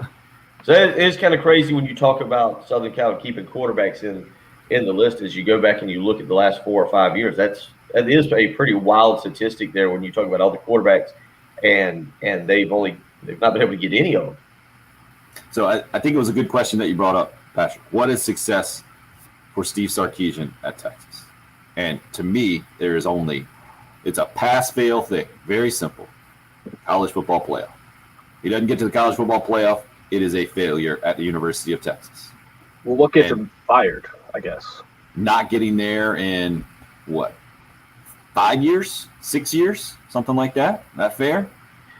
I think that's what Tom Herman proved, that you can have a pretty good program. I think in years past, Bill, when we don't have the college football playoff and you're going to New Year's Day bowl games, you can keep your fan base a lot more satisfied in those years than you can now.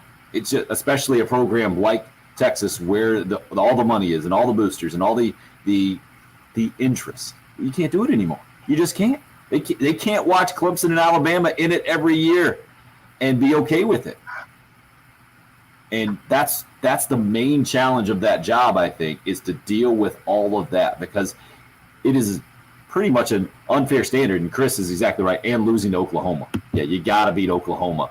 And I don't have much confidence in Steve Sarkeesian being able to do that because of where Lincoln Riley has his program, and that's not a. Well, Tom Herman, how many times what was Tom Herman's record against Oklahoma? Do we know? I know they beat him in one of the Red River games, and then came back and lost in the Big 12 championship, and then Oklahoma went back to the college football playoff. But I mean, they just need to be in position where they and Oklahoma are just duking it out for the Big 12 title every year, right? I think it was 2018. They beat Oklahoma 48-45.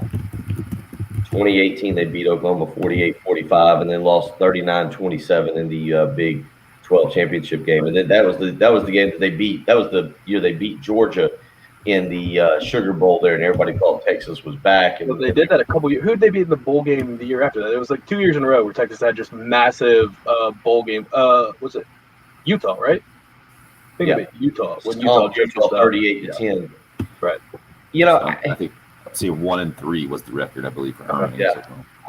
I think with Herman, now, if you remember, there were some issues. Some of it was the eyes of Texas. And I think Brett probably got you guys talking about this as I was sitting out for a second. But the eyes of Texas, there were some issues in that locker room, some people who didn't think his leadership style was working. Now, whether that's true or not, I'm not going to sit here and pretend that I follow Texas football so much that you can tell what's right and what's just being put out there to run him out the door. 7-6, 10-4, 8-5, 7-3. It's 32-18 overall. He was 22-13 in conference play. That's probably the bigger complaint, right? 5-4 in conference, a 7-2 in conference, then 5-4, 5-3 here in the 10-game season. No doubt. And Rich just hits us up on the Cool Care Heating and Air text line. I can tell you what the Texas fans' expectations are: double-digit wins every year and compete for national titles every year. I feel like it's them and Texas A&M, who at least Texas has the national championship relatively recently. Texas A&M's never had that thing, and yet they give Jimbo Fisher the old national championship trophy when they hire him and say, fill in the year, make it happen. Those expectations, man, are massive. I guess they're fair, though, right? I mean, Texas should expect to have the Red River game decide the Big 12 title every year. And then maybe when Oklahoma State has a really good year, maybe they beat you and you go 10-2. Well, how much is the Big 12 improved in the last 6 to 8 years? I think it has, but Texas can't look at any of them as a threat. If you're Texas, you can't say, well, Texas got that thing rolling at TCU. You can't look at any of those schools and say, oh, Iowa State's really good. Yeah. Like, Iowa State is good, but Texas can't possibly say, well, Iowa State's going to be tough this year. We're going to have a tough time with them. Right. Agreed. Well, off the field issues aside, Baylor became a lot better, and then Matt Rule was able to rebuild that program. Oklahoma State's gotten to a level under Mike Gundy. You're right, Matt Campbell. Who knows what Matt Campbell is going to do, if he's going to stay at Iowa State or where he's going to go. Gary Patterson is I don't know what to make of that program. It's kind of interesting when you look across the landscape of college football now and try to figure out the haves and the have-nots and where Texas fits into that, and what, as you guys are asking, what the level of success is that's reasonable for Steve Sarkeesian there. Patrick, it sounds like you and I are on the same page here. That Texas is probably in a handful of schools in college football that deserve to have that college football playoff expectation because of all the resources and the advantages they have. I would throw, obviously, Clemson, Alabama. I think it's fair to put Georgia right there as well. Notre Dame, Texas. Who else in there? Southern Cal, maybe? Ohio State, obviously. So we're talking half dozen, 7 teams, maybe. Think they should Michigan thinks they should be in the same discussion as Ohio State, but they're just not. Michigan's the other one, and I'll throw Florida in there with the level of success Florida's had. I can see where Florida right now. Doesn't Florida State think they're in the same position? Doesn't Florida State think that they should play Clemson to go to the college football playoff every year? I think they think that, but I think they're realistic as to where they are right now. I don't disagree with you that 2 years ago. So Michigan shouldn't be in that discussion either because Michigan stinks. Michigan forked out much better than Florida State. Yeah, come on. Michigan forked out a lot of right money. now, sure, but they're not. The gap between them and Ohio State is tremendous. Like you looked at. Oklahoma has to get in there too, Craig. Good call. So we just named 10. I thought you didn't name Oklahoma. Mike Norvell is far more of an unknown. Like could be great, could be broke, could be really bad, could be Willie Taggart 2.0. Jim Harbaugh was expected to be the savior. Like there was no questions asked. Jim Harbaugh's coming back home. Look at what he did with Stanford. Look at what he did with the 49ers. Like Jim Harbaugh himself is the reason that I think Michigan's like, hey, whoa, what's going on here? Because nobody really would look at the success that Jim Harbaugh's had and think, this guy should be fired. Yet there we were at the end of last year. People were talking about trying to run Harbaugh out of Michigan because he can't beat Michigan State or Ohio State, and he can't get them to the college football playoff. Rich says, great idea for a show topic. Most delusional fan bases. Auburn, Texas, Southern Cal, Tennessee. It is an interesting. I put Texas. I wouldn't put Texas in there. I wouldn't put them as delusional though. I think the gap between Texas and Oklahoma is not as big as it feels. Wow. I think it can be closed pretty quickly because Texas has played good games with Oklahoma. They've beaten Oklahoma. I mean, it was 1-3, but they played close games. That Big 12 championship game, you said, what was 29-37 or something like that, a 1 or 2 score game. They have firepower. They still have NFL talent every year, and they can still recruit. I think they could close that pretty quickly if one of the Oklahoma quarterbacks just turns out not to be a number 1 pick or a Heisman candidate every single year. It's not going to be next year because Spencer Rattler will be probably both of those. Patrick, I'm with you if that's the only thing standing in their way, but that hasn't been the only problem with Texas. Oklahoma's not their only problem. I think they got a bad record against Iowa State. I think you mentioned Gary Patterson at TCU and Baylor. They got more problems than just Oklahoma. And that's where the expectation has become too much for these other coaches. Look, Oklahoma, when you say the gap, Oklahoma has won 9 of the last 12 against Texas. That's domination is what that is. That's not a rivalry anymore. Yeah. That's domination. And then go to the conference championships. How many conference championships have they won versus Texas recently? That's where the real domination is. I mean, they've been a top 10 team at times in 3 of the last 5 years. They've gotten to 11, 6, 9, and 8 were their highs in the rankings. They've been to 2 Alamo Bowls and a Sugar Bowl in the last 3 years. I mean, they're not horrible. Not saying they are. Oh, no. They're Michigan. They're right? They're Michigan. In a lot of ways, they're Michigan. I do agree with Patrick. I feel like Texas – the thing with Texas and what may have gotten Texas fired, Patrick, you and I discussed it when it happened, is losing Quinn Ewers. Do you think if Tom Herman holds on to the number 1 quarterback prospect in this upcoming class, Gunnar Stockton was number 2, that they hold on to him and they give him a chance when he lost Quinn Ewers, who admitted Texas was his dream offer, was his dream school? Do you think he's still there? Good question. It's a good question. I would say it's almost reverse engineered, though, too. Like, do you think Ewers would have stuck around if he felt like Herman had more support at Texas? I almost feel like if they made the move early and knew Sarkeesian was going to be in there, he might have stuck around because everybody wants to play for him. That's the weird part about that job, in my opinion. Just how there's always stuff swirling around. And good luck to Steve Sarkeesian. I don't have confidence that he's going to be the guy that can take Texas to that next level, because I hadn't seen it in the last two guys who came in with great track records. And Steve Sarkeesian comes in with some question marks, I think it's fair to say. On the field, fantastic. But that's not all what Texas is. We'll continue to discuss. Love the college football conversation. Thanks for being a part of it. 803-404-6100. A lot of cool care, heated and air texts in on that text line, and the Love Chevy phone line's up and rolling, that same number as well. Live stream, rolling strong here. Sponsored by Buford Lending on YouTube Live, Facebook Live, on the Twitter page as well, at 1075 The Game, where you can find it rolling. It's the early game here on 1075 The Game. Thank you.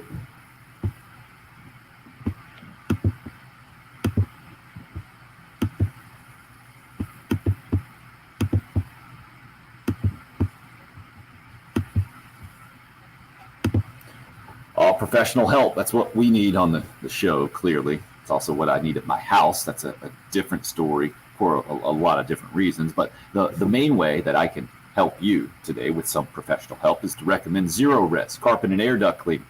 Get out to your house like they've been out to my house a couple of times. Done a great job cleaning my carpets, cleaned an area rug for me, cleaned the tiles, freshened them up really in the kitchen and the bathroom, and been really impressed with their results. My entire family has, and my entire family has felt really good about Zero Res doing it, specifically because there's no harsh chemicals involved in the Zero Res patented powered water cleaning system. Also, there's no leftover soapy residue. That's why my carpets have stayed cleaner longer. Yours can as well. It's especially important. In my house, I got 3 kids, 8 and under, and the near 1-year-old continues to waddle around and just completely wear us out. And he's always falling on the carpet. We got to make sure everything is clean and all the crumbs are picked up and hold. That's a whole nother rant. I'll stop that one right there. In case you're in charge of a business, you need to know that Zero Res Commercial Cleaning Division, also working day and night businesses all over the Midlands, cleaning and sanitizing for everyone's safety, following all the CDC guidelines in the process. And right now, Zero Res has a great deal for you as well. 3 rooms carpet clean for only $109 when you mention me, Tim Hill. Give them a call at 803-262-4020. You can book online, ZeroResColumbia.com. It's Zero Res. Spell it backwards or forwards. It's the right way to clean.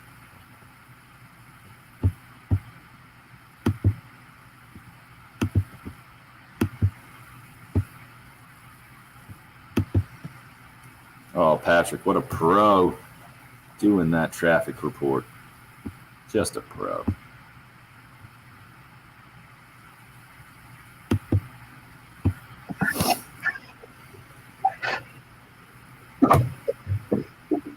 So I didn't even get to Bill's text here. He's struggling this morning.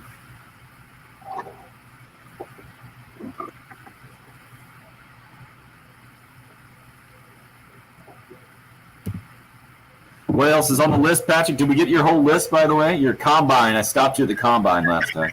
That was it? Combine. Yep. I feel like that would be your list every day. NFL combine. No, not the combine, but draft.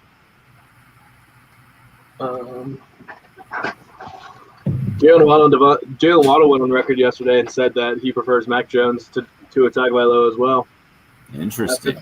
After the rumors of Devontae Smith saying that came out. Waddle just said it on the NFL Network.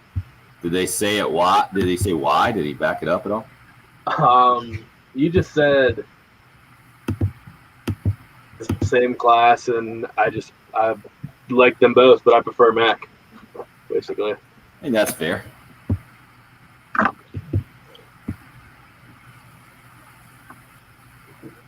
Not good for Tua.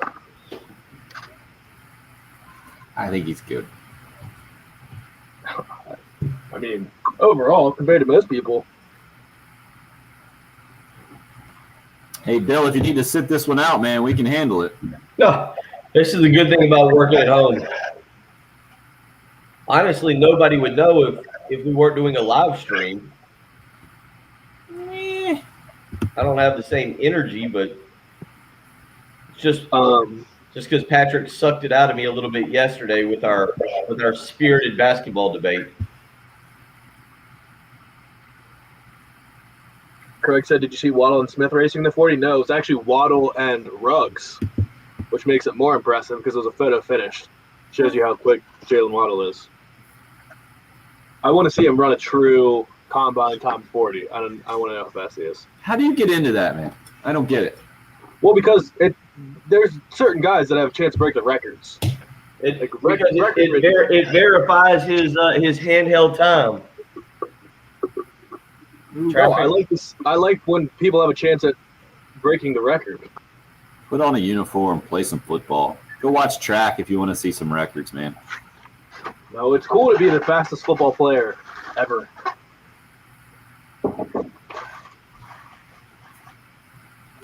I mean, Anthony Schwartz this year might be the true fastest, but he wouldn't do that in the 40. Exactly, Waddy. Underwear Olympics, man. Underwear Olympics. Yeah, that's exactly what it is, but it Agreed. doesn't make some of it cool. You don't like to see the freak athleticism of some of these guys?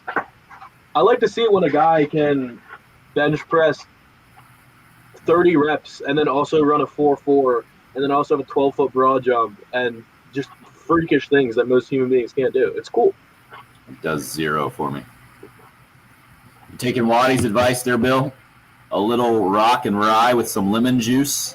I think some of it is last night. It got cold. We had Austin soccer practice. And, I mean, it was nice, like 5 o'clock. Practice started, and all of a sudden, about 6:15, that sun dropped behind the trees.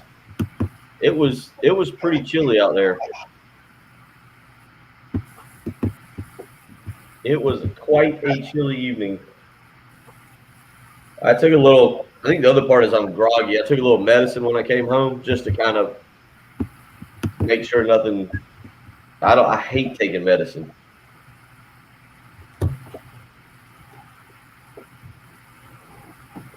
That children's Tylenol will do it. Yeah, that's what I think. Good to hear. Casey doesn't think we're way off. What does it mean talking about Sims taking cues from Pearson? You see that on Twitter? I'm guessing Pearson was talking about the Chris Sims thing yesterday.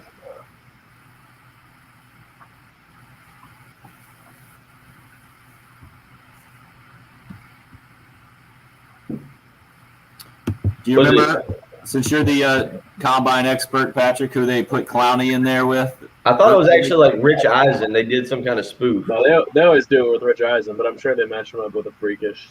Yes, yeah. I think the funnier things are like DK Metcalf having the same 3-cone time as Tom Brady. Those are funny to me.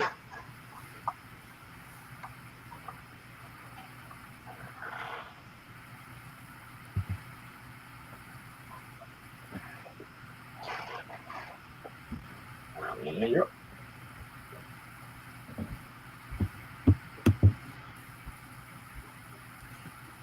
Looking forward to 1 week from tomorrow. We are Thursday, right? Tomorrow is Friday. My math is very fuzzy here. I don't know why this is seemed like an extra long week, but 1 week from tomorrow, we will be teeing it up out at Windermere. Join us, please. We'd love to have you at the Spring Golf Tournament, sponsored by Integrated Media. It's going to be a 10 a.m. tee time, 4-man scramble team there. You can sign up as a team or as an individual, breakfast and lunch included, closest to the pin, longest drive prizes, raffle prizes, first place prizes, all kinds of stuff. And right now, Windermere will hook you up. If you sign up for the golf tournament, you'll also be able to play $20 rounds here during the week leading up to next Friday's golf tournament. And this weekend, as long as you go off in the afternoon, it'll be a $25 round out at Windermere. You can give them a call right now at 803-786-7888. Sign up for your spot in Friday's golf tournament right now, and a portion of the proceeds going to be donated to Camp Cole. Want to get a little extra contest going at the Heckle Hole, maybe in between groups. We'll get love to have listeners out there, love to have you guys out there and heckle with me, and then maybe we can raise a little extra money for Camp Cole out there at the time as well. Again, 786-7888. A week from Friday, the spring golf tournament. Bill, you're the fake radio meteorologist. I think the long-term forecast looks amazing for this thing. Let me look. Let me check it out here. Let's find. I need to look at the day's weather too to be prepared accordingly. Let's see here. Today's going to be very nice. Looks like an afternoon high of 68, 0% chance of rain. Let's fast forward to the 12th, and the 12th tells me high of 77, Tim. That is golfing weather. That is 56 is the low. So even early in the morning at tee off, it's going to be rather nice. 10% chance of Early at 10. Early at 10, huh? I'm talking about when we get there, buddy. Sunrise is 6:39. Gotcha. Yeah, we're there way before sunrise. It all does come back to us. Very good point. Good to see on the live stream that Casey says he's a Texas grad, a Texas alum, and says he agrees with our perspective on Texas football right now. Hope Sarkeesian works out. So we did mention, what, 10, a dozen programs across the country with legit college football playoff expectations. The math obviously doesn't work out, right? You got 12 programs and you only got 4 spots. And the way the math has worked out recently is that 3 of the teams have been pretty dominant, pretty consistent in that college football playoff, in Clemson, Alabama, and Oklahoma, and it's been kind of a bit of a rotating 4th spot. So where do these programs go from here? I guess my question really is, Bill and Patrick, how do you get out of the cycle of pass-fail college football playoff, and you got to do it within 4 years or you're done? Because that's where Texas certainly is. Clearly, Michigan is kind of, I guess, trying to buck that trend, but I feel like they are the exception because they have a former player, a former quarterback at their university, a guy who played in the NFL, and then not only was a successful college coach at Stanford, like you mentioned earlier, Bill, but took the San Francisco 49ers to a Super Bowl. So I think you can sell that. Those guys just don't exist by and large in college football outside of Jim Harbaugh. You're not going to like my answer, I don't think. You expand the playoff. The college football system is broken. We'll still watch it. We love it. We love the pageantry. We love everything about it. Steve Spurrier summed it up best, where the top teams still get the top picks, which is the top recruits, and it's so hard to break through. I think Texas is close. Michigan's close. Maybe you need that one special year. I don't know. Let's use LSU as the example. LSU is a really good, prestigious football program, right? What do you guys? Top 10? Are you willing to throw up the top 5 programs? I didn't even put them in that list of schools. It probably should be in there, right? Yeah, so that gets us to about a dozen. But how many college football playoffs? 1. 1. And look at the division they're in, and do you see them, like, what would you put the odds of them going back in the next 4 years? Well, LSU's situation is weird, though, because they got a quarterback for 1 year and were the best team of all time. So LSU has a college football playoff caliber roster every single year and just never has a quarterback, ever. But you see my point? Like, LSU is a fair example of being a really, really good program who, without doing research and looking back over the entire college football playoff, hasn't really sniffed the college football playoff. Am I wrong on that? Am I like they got to the one and they won it, but prior to that, I don't think they've been in contention where they're in discussion for it. Well, that's the way the SEC set up, right? They've certainly been in contention in discussion, and then Alabama's eliminated them several years. But that's how it works in the SEC. Okay, that's why I say if you as you were talking about that, Bill, I was thinking we didn't say Oregon either, and they've been in the college football playoff. Florida State is another one that's been in the college football playoff that we have discussed, and seems to be not quite there these days. But I'm guessing their fan base might disagree. I just, when you look at it, like, LSU is good enough. I said this the other day to someone. I don't think Oklahoma would have beaten Alabama. I think I have this right. I might have messed up when we were going for the college football playoff and we were breaking down the top 8 seeds. But I feel like Oklahoma was going to be number 8. Somebody correct me if I'm wrong. I'm trying to pull back up the last college football playoff ranking prior. Huh? It's close enough. We can pass. We can get pass on that one. But if Oklahoma is number 8, I would have given them more of a puncher's chance. At the way they were playing at the end of the season, I would have given them more of a puncher's chance to beat Alabama than I would have Notre Dame. Like I wouldn't have picked Oklahoma to win that game, but what I would have done is taken a chance and said, yeah, I can see that. I can see them winning that game. So all I'm saying is, I think the answer to your question is we're trying to figure out how to make this a little bit better, how to expand it, and or how to get new blood in there. And I think it's got to be an expansion of the college football playoff. That's how it works to me. Because other than that, I just feel like we're going to end up with the same, basically about 3 teams. I really think it's Alabama and Clemson right now. You can swap in Ohio State or Oklahoma, depending on the year and depending on the conference.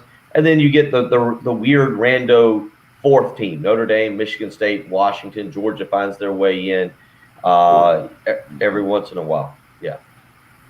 I think he's right, Patrick. Do you agree? Because the deal's up in 2024, so the timing would work out for a coach like Steve Sarkeesian.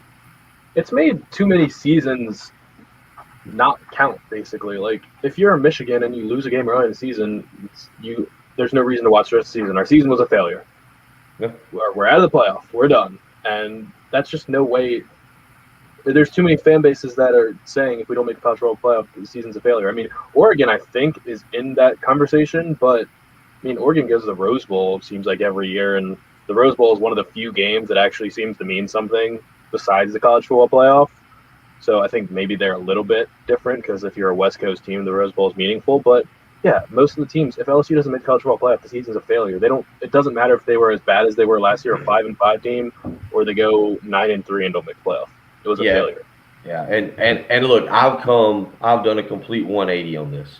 I was so anti expanding the playoff because I thought it would cheapen the regular season and would take away from it. And now I don't think it'll be like college basketball. I actually think this current format has cheapened the regular season. I do too. No, I'm with you because I think expanding to 8 and allowing teams, you would have for more meaningful games late in the season, people fighting for 5, 6, 7, 8. I'm with you on that. And I think that's a change that's got to be made. I think there's a good chance it will be made. And I think that's why you see teams scheduling up now in the future. Florida and Notre Dame just scheduled a series for, I don't know, sometime when we're all going to be in our 40s, Patrick will be in his 30s, married with kids. Yeah, you'll be in your 50s, old man. But, the bottom line is I think that's why you see teams scheduling up. You got South Carolina with the Miami and Virginia Tech series. There's rumors that there may be another massive series to be announced here in the coming months. I think that's why you're seeing these. We've talked about Georgia's schedule. The year that Georgia has a year where they'll play Florida State and Texas as non-conference games in the same season. Crazy schedule. Throw in the rest of the SEC schedule. So I think all of that makes it very entertaining for what the college football playoff could be in 2025. And all this stuff about, let's move bowl games around and do this, that's really quite simple. And then it expands into the conversation. Look at what happened with North Carolina and Texas A&M in the Orange Bowl this year, where North Carolina's players are like, man, I'm going to get drafted. I'm not playing in this meaningless exhibition game where, one major injury cost me millions of dollars by being drafted lower than I originally was. 803-404-6100 is the number into the show. You can call or text. It's the early game here on 107.5 The Game. Good morning to Hope and Courtney on YouTube Live is where Hope's joining us. Courtney's joining us on the Facebook Live. Tell Courtney, tell Owen happy birthday. It's his 8th birthday today. You want me to tell? I just did, but you can do it too. You're kind of the leader of the show. It means happy more coming from you. There you go. It means more coming from you. Just go to the break. Happy birthday, Owen. All right, you got Corley. Yeah. All Bill's teeing up the live spot here. Let me get out of the way. Summer. We were talking about the weather, playing golf next week, 70-degree weather. That also means it's about time to have that pool ready for the summer. And you can't start pool maintenance in April or May. You got to start it early on so that the first few warm days, you're ready to use that pool. You're ready to lay out by it, suntan, grill out. You've put money into your pool. You want to be able to use it when the weather is perfect. That means keeping it properly maintained. And you know what? With Corley Pool Solutions, you can actually maintain your pool cheaper than doing it yourself, going to the store, buying the chemicals, spending your hard-earned time, having to figure out which chemicals go in, the testing of the actual chemicals, the adding of proper chemicals for water balancing. It's confusing. And let's be honest, you've worked hard. You've worked hard all week. Why would you want to do that? You need to use the experts. Corley Pool Solutions, 803-445-8109. Flat rate pricing for a monthly rate from Corley Pool Solutions. They want you to enjoy your pool and worry about having fun in it. They want you to be able to worry about who's going to win the family volleyball game or the pool volleyball game. They want you to worry about the kids doing the proper backflip off the diving board. They don't want you to worry about, is the proper chemicals in it? Is everything cleaned correctly? They want to take care of that for you. So don't wait around. Give Corley Pool Solutions a phone call this morning, 803-445-8109. Tracy and his team have been in business for over 20 years. When you talk about experts, you talk about people who know what they're doing. Yeah, you go with people who've been around for 20 years. Tracy Corley and his team will be there when you need them. You got an issue on Saturday morning, something's wrong. I can tell you from experience, Tracy and his team will get out there. They'll look at it. They'll get it fixed for you. That's the kind of people you want to rely on to take care of your pool. 803-445-8109. That's Corley Pool Solutions.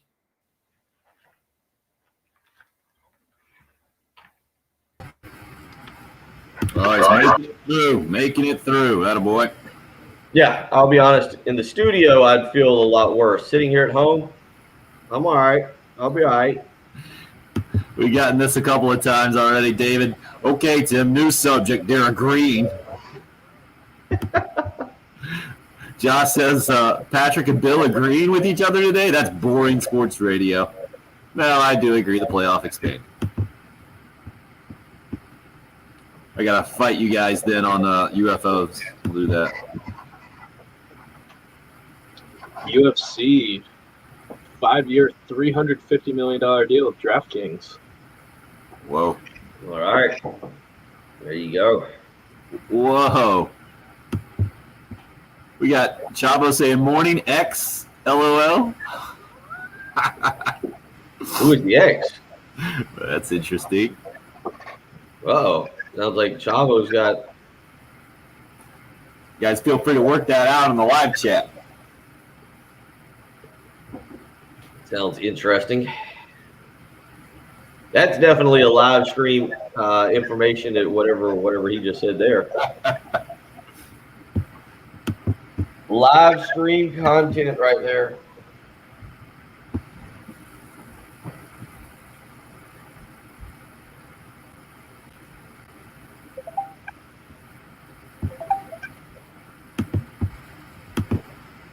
I think it's going to actually be a beautiful day. Who amongst this gnarly group of live streamers knows how to fish? Give me some fishing reports here. What am I doing here? Are we fishing yet?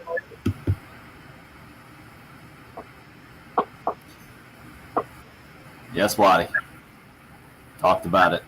I'll bring it up again. Obviously, we haven't talked about it enough. Patrick and I agreed on that too.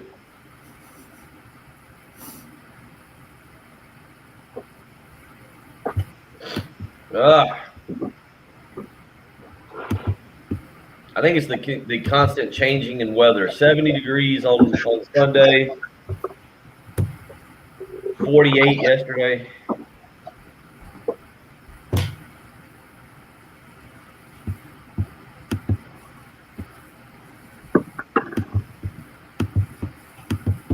I haven't seen this. What is this? Y'all's taking the NFL and Amazon Prime for Thursday night. Having that game streamed is going to really affect live betting. I do not know enough about live betting to understand where Day is coming from. Maybe the delay, what he's saying in the stream. That is what he's saying, yeah. So you seem to be much more plugged into this than us. You want to explain it to us? Well, live betting, if you're live betting, they adjust odds basically every second. So if you even miss a snap or you have to get a bet in between each snap basically. So live streaming is going to have a lot to do with your internet connection and how fast it is. Yeah, so you're not going to be completely live. When I stream a game, I'm probably upwards of 30 seconds behind the actual cable broadcast. So So I sat one of the NFL games this year. I sat with someone who does that. We were neighbors. We were sitting around, and what you're saying is interesting because he had his in-game betting up, and the line would change before we saw the play because it was a stream. So the stream was behind. So he'd be like, "Oh, the Ravens must have just gotten the first down or had a big play." Right. And then like one time the Ravens scored a long touchdown. He's like, "Oh, that's got to be a touchdown because it jumped from like minus 160 to like minus." Live betting is the best way to steal. Live betting is the best way to steal good lines because they're not as well researched. So if you're a degenerate, you can always get favorable lines in a live bet. And depending on who you use, they can be a little late with it.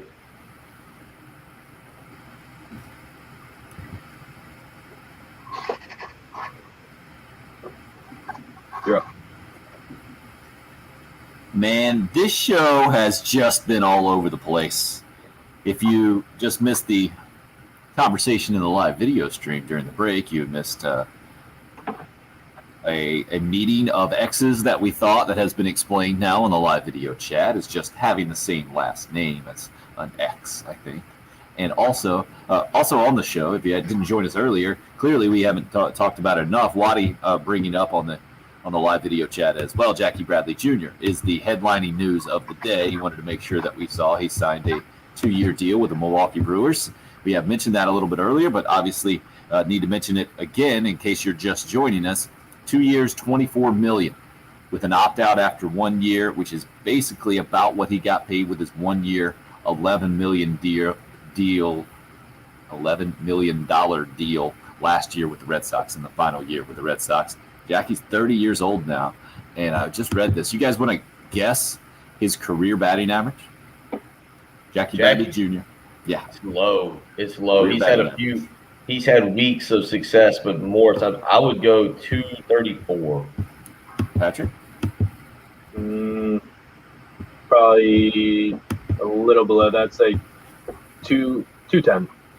Whoa, Patrick, come on. He's not a good hitter. He's not a good hitter. He's not a good hitter. 239 is the batting average.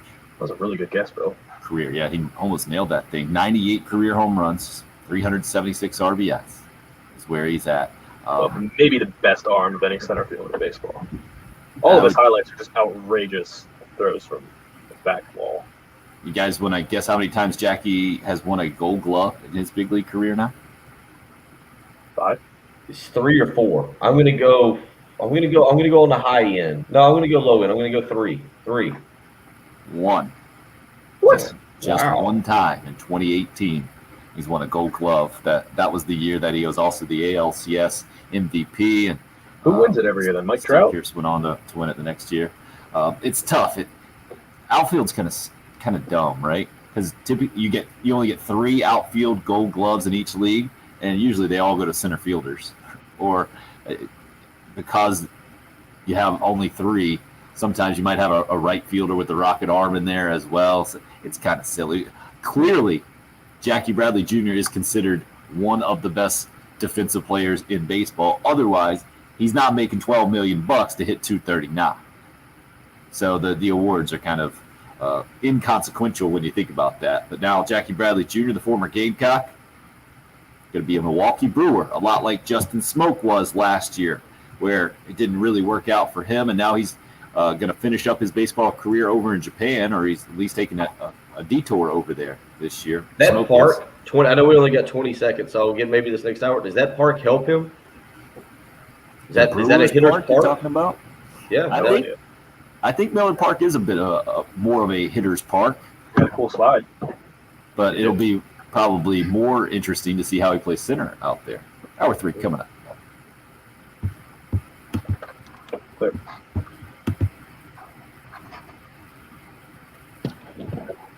All right. We're getting better. You guys have a way of pepping me up and making me feel good going into the 8 o'clock hour.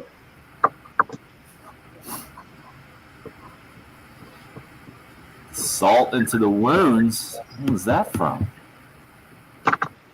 Trey, didn't mean to do that. Maybe you're a Red Sox guy? Waddy guessed 250. That's what I would have guessed. Somewhere around 250. Yeah, streaky hitter for sure. And we got a few fishermen, David and Chavo. I don't live in Santee. Not helping me there. I wouldn't mind doing some fishing this weekend. I got nothing planned. Nothing. There will be the kids and I will be hanging out, do some grilling. Oh, I know what I was doing. I was looking to see what the tee times today are for Bay Hill. I remember doing that. Tim, you know what's a month away from right now, technically, right? I sure do, friend. I sure do. Attaboy. The Masters? The Master. Yep. 4 weeks from today. Whoa, Trey.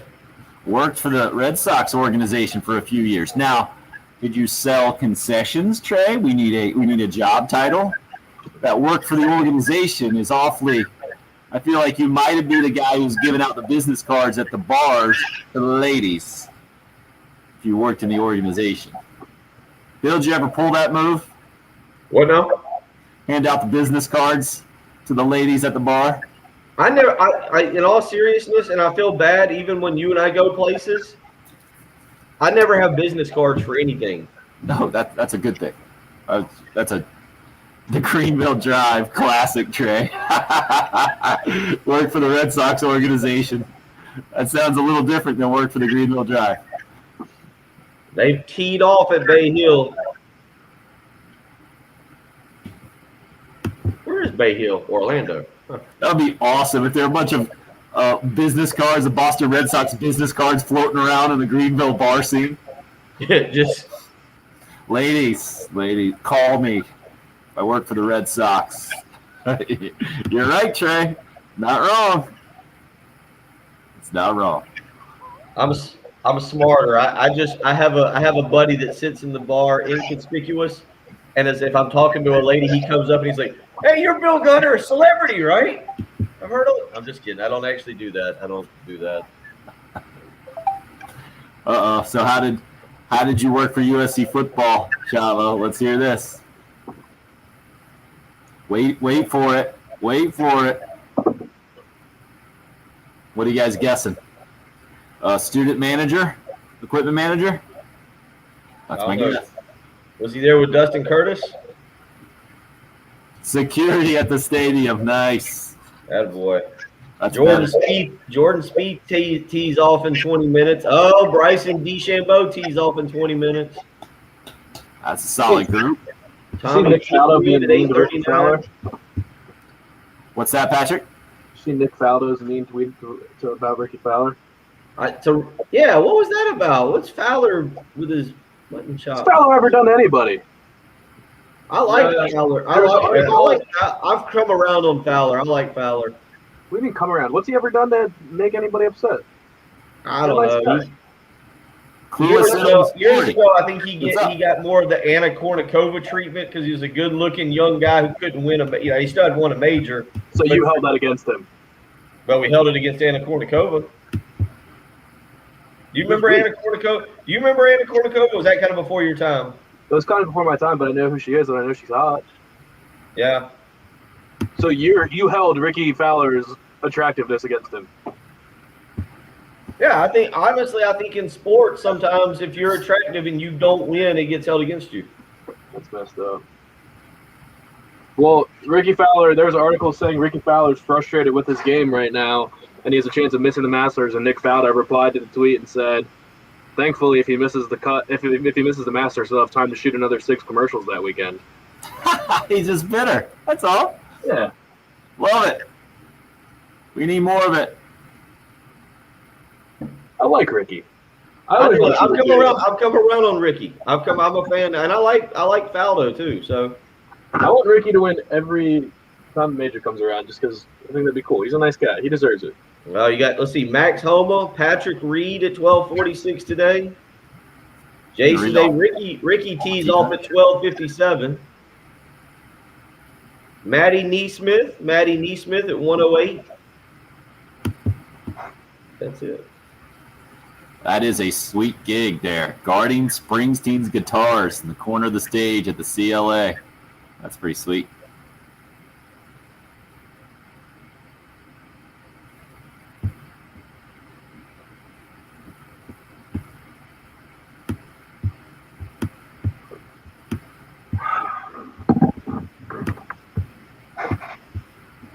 So Patrick, what's the 2020 version of handing out business cards at the bar, where it's just a tool move? Is there such a thing these days? It's going straight for the phone number. You gotta remember, Patrick's tied up right now. So you can go back 5 years. Wait, is handing a business card to a girl, you mean? Yeah. Oh. Terrible move. That was the move back in the day. All right. What are you doing? I'll tell this story on the live stream. This was pretty funny. Monday or Tuesday, I get this phone call, and it's this guy calling for my ex-wife, and he's like, "I'm trying to get in touch with Amanda McCarthy," which obviously is, her name's not Gunner, and I was like, "Well, this is her ex-husband." Dude's response was so confused. He's like, oh, I'm so sorry. I'm so sorry. Like, clearly, I'm sorry. And I was like, it's kind of like, oh, wow. What did he think? And so I kind of paused for a minute. I'm like, well, hey, buddy, what was the reason you're calling? Because my first thought is some guy had ticked her off so much, she just gave him my phone number to call. Turned out he was just some kind of investment guy for her school district. But I told her about that. The other day. And she's like, I might start doing that. People that harass me, I'm just going to give them your phone number. I was like, I don't know if we really want to do that. That's a great move. Chris says giving out the Instagram page link is that kind of move. I've got Instagram, but I don't use it. I can't get on, and I'm not doing Snapchat. So Patrick, you're not in with Chris's take there? Yes, no, that's probably accurate. I didn't even know that's what you meant when you said the business card move. That's the worst. That's the worst move ever. Yeah, that's outdated. You were talking about trying to pick up girls with a business card. I thought that was just like trying to flex on people or something. Yeah, the business card thing is outdated. I think you just go straight for the phone number.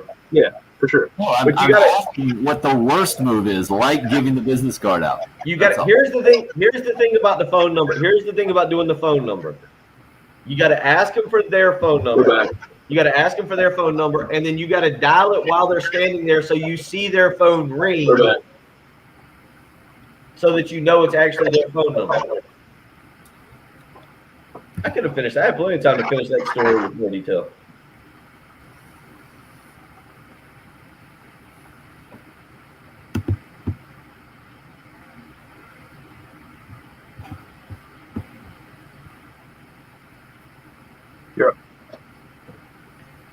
Just missed story time with Bill Gunter on the video stream.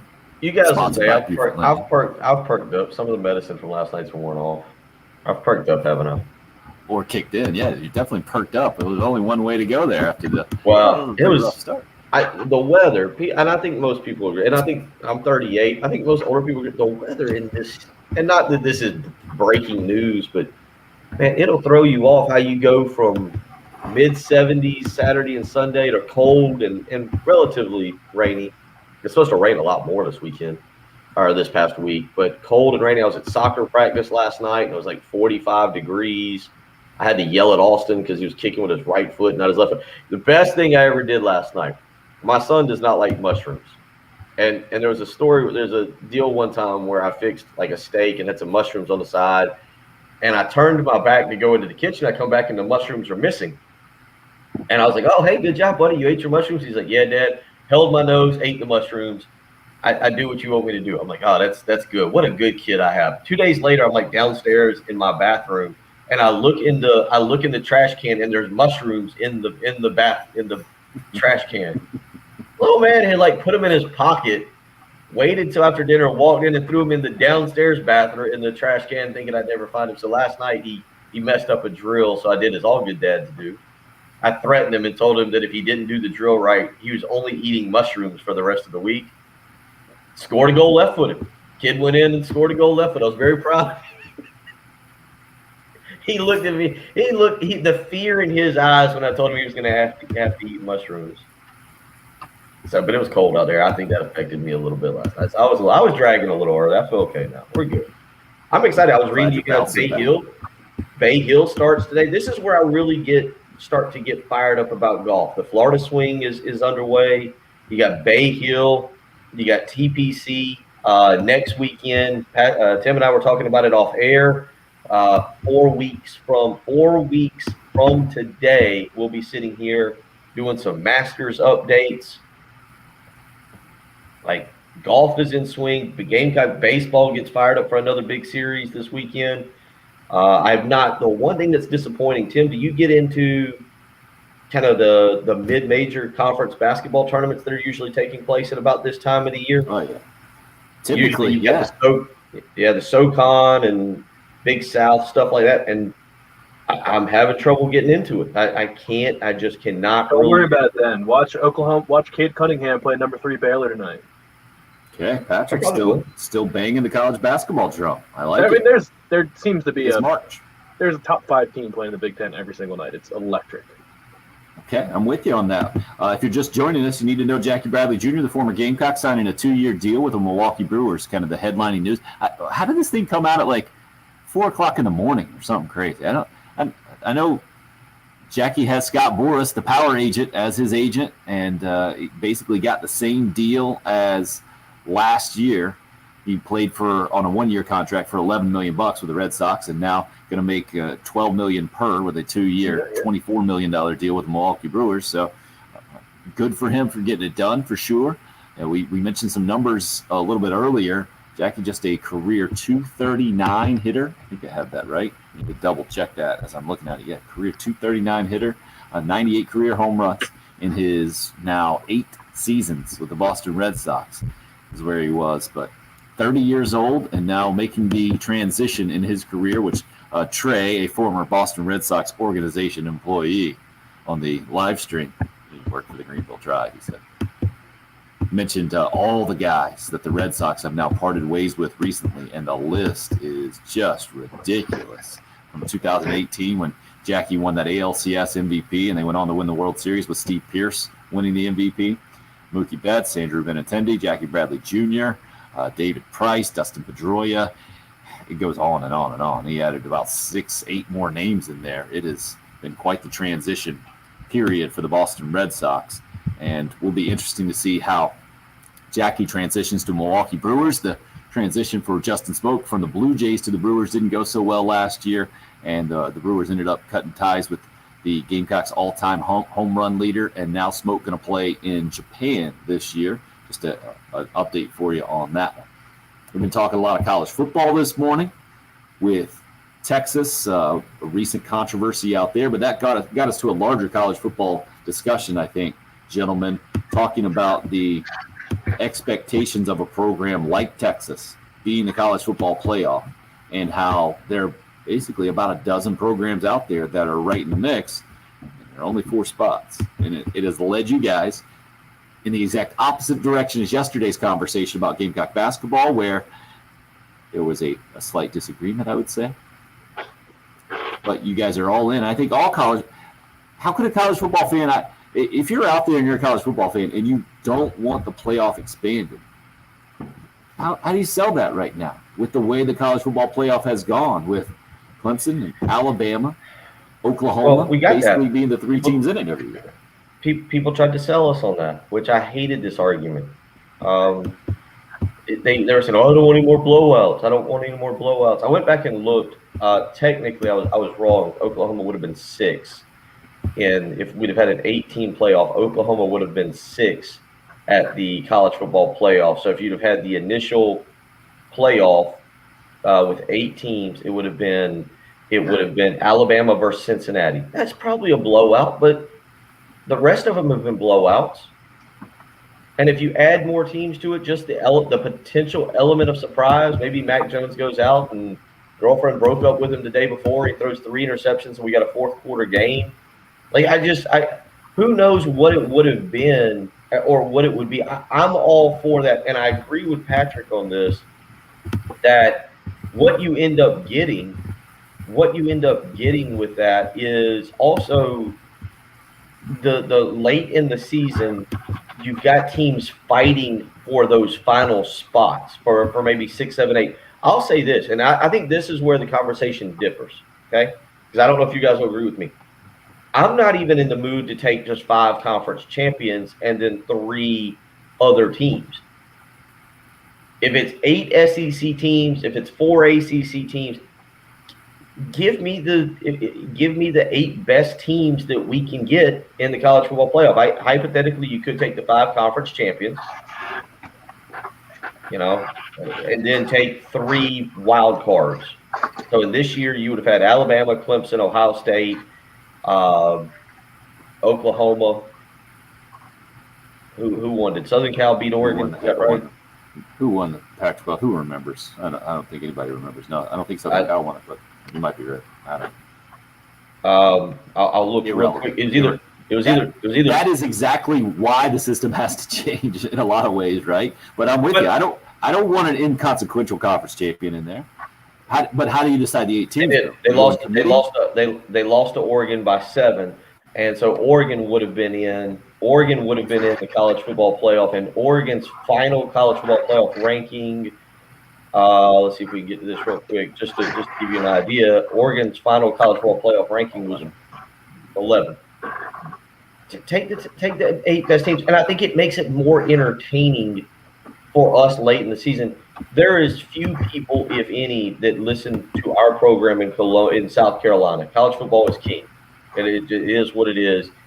And I think most people can enjoy college football season, the pageantry, the big games, everything that goes with it, even when your team is struggling. Now, when Clemson obviously is in the hunt for the national championship, when South Carolina is winning 10 and 11 games and is competing for the SEC championship, yes, it makes it dramatically more fun. But I got to admit, this year, I probably couldn't have told you what time South Carolina was playing Kentucky, Georgia, or Missouri. Those last 3 games, actually, I could have, just because I do that show with Heath, and I needed to do that show, so I knew it was 5 hours before the game. But I was just as happy to sit down on a college football Saturday and have my 2 TVs set up outside and watch other big games from that day. Patrick, you put up 3 TVs in your setup. We've seen your setup. You don't have 3 TVs set up just to watch South Carolina in 3 different angles when you do it. You like just watching college football. And to have meaningful games late in the season, I think is really – we already get some, but extra spots would be a blast. And by the way, the worst argument is the blowout, the 1 versus 8 blowout argument, because, I mean, we've talked about still the only great semifinal game was the Oklahoma-Georgia Rose Bowl, right? And I just did crunch the numbers on the national championship. Do you know how bad some of the blowouts have been in the national championship game? I mean, the first college football playoff was a 22-point margin, and then you had 3 good years with the 2 Deshaun Watson versus Alabama years. Those were 5-point and 4-point games, then a 3-point game when Alabama took Georgia to overtime, obviously. And then the last 3 years, it's been 28, 17, 28. So even the national championship games haven't been close. I mean, a lot of years, the number 1 seed has been just substantially better than everyone else in the country. So if it's going to be a blowout, it's going to be a blowout anyway. So there have been so many blowouts in the college football playoff. I don't think adding more teams and adding maybe 1 more blowout is any sort of argument. Interesting concept from Ryan. He says 12 teams, 4 get buys, all 5 conference champs. I like That's that. the only way I will be happy. Yeah, I like buys. Well. Teddy D has the strangest take I think I've ever heard about college football. You guys see if you're with me on this. He hits us up, Cool Care Heating and Air text line, 803-404-6100. Expand the playoffs equals everyone wins a trophy mentality. Don't do it. I submit 2 suggestions for more parity in college football. Number 1, reduce scholarships by 8, and immediately you see the trickle-down effect, and it benefits the rest. Number 2, don't have a fixed number that makes the playoffs. This should be and can be a floating number. As small as 2 teams make the playoffs, as many as 6 teams. It depends on how the regular season goes. This year I would have gone with 3 teams. Clemson versus Ohio State, winner plays Alabama. These expansions are making college football worse. but reducing scholarships quickly make things better. What do you guys think? Did that mess with your mind as much as it did? I read it. Like, I mean, that a is floating number is fine in theory, but there's just no possible way you could ever legislate that. it's not fine. You can't just decide That wasn't fine clearly to there were do. 3 teams that were better than everyone else in college football this year. That's just But when do you decide that? When do you decide you're that's the point. yeah. Imagine the press conference, right? You do it the same day that you've announced bowl games, basically, right? After the conference championships, Mark Emmert comes to the podium. All right, ladies and gentlemen, so thank you for all being here. Your interest in college football, been a great season. 5, and he just leaves. 5 is the number this year. I like the one. I would like it better if he just goes to the podium and is like, look, we've been watching college football all year, and it's really Alabama. No playoff, guys. One team. Sorry, no playoff. I'm sorry. It used to be, right? We Suck looked it, at all everybody the, else. we That's brought how it in used to be, isn't it? we brought in Will Muschamp. We reviewed After all the bowl. tape. We reviewed all the tape, and we decided one team. Sorry, Muschamp reviewed the tape. We didn't agree with him, but he reviewed the tape. He said he was going to review the tape, and we're good. Unbelievable, right? It's an interesting idea for sure, but as far as it have anything to do with reality, I get no. What about a scholarship reduction thing? I never even thought about that either. I've talked to people about that, and that is a That phenomenal. one seems to actually have real world implications right now. We got a little technical issue with Bill. He's been popping in and out on us. Is moving on the live stream, but we can't hear him.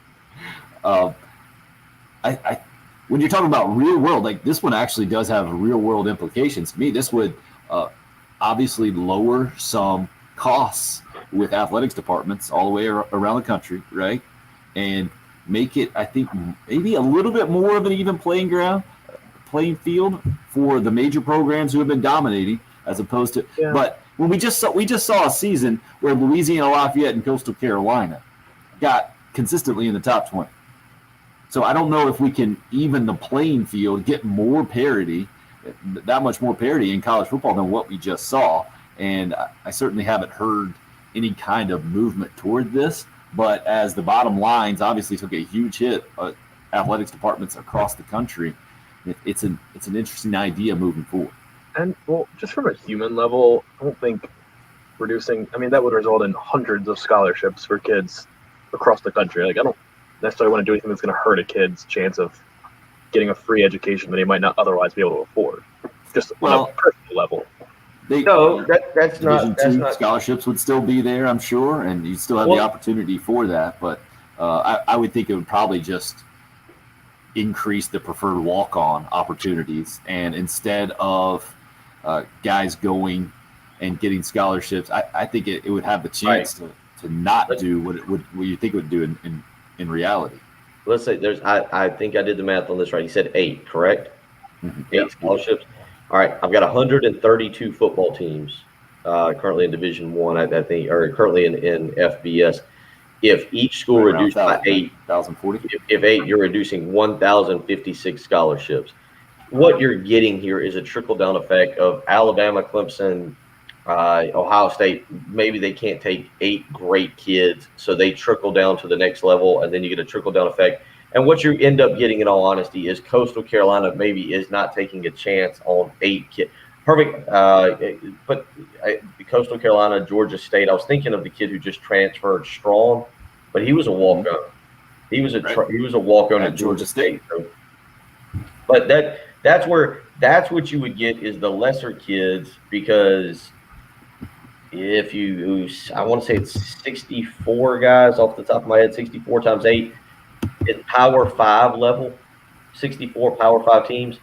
You're reducing 512 scholarships. So that's potentially 512 prospects that normally would have gotten a Power 5 offer that maybe trickled down to a Troy, to a Coastal, to an Appalachian State, something like that. I don't think the number is so significant. And I'm not sure that the number actually changes so much that you see a difference in the level of football. 803-404-6100, the number into our program. You can call or text. college football discussion continues. Who knows where else this thing will go? We've talked about Combine. UFOs and the underwear Olympics that Patrick is stuck on for some reason. It's the early game here on 107.5. You're clear. All right, Buford.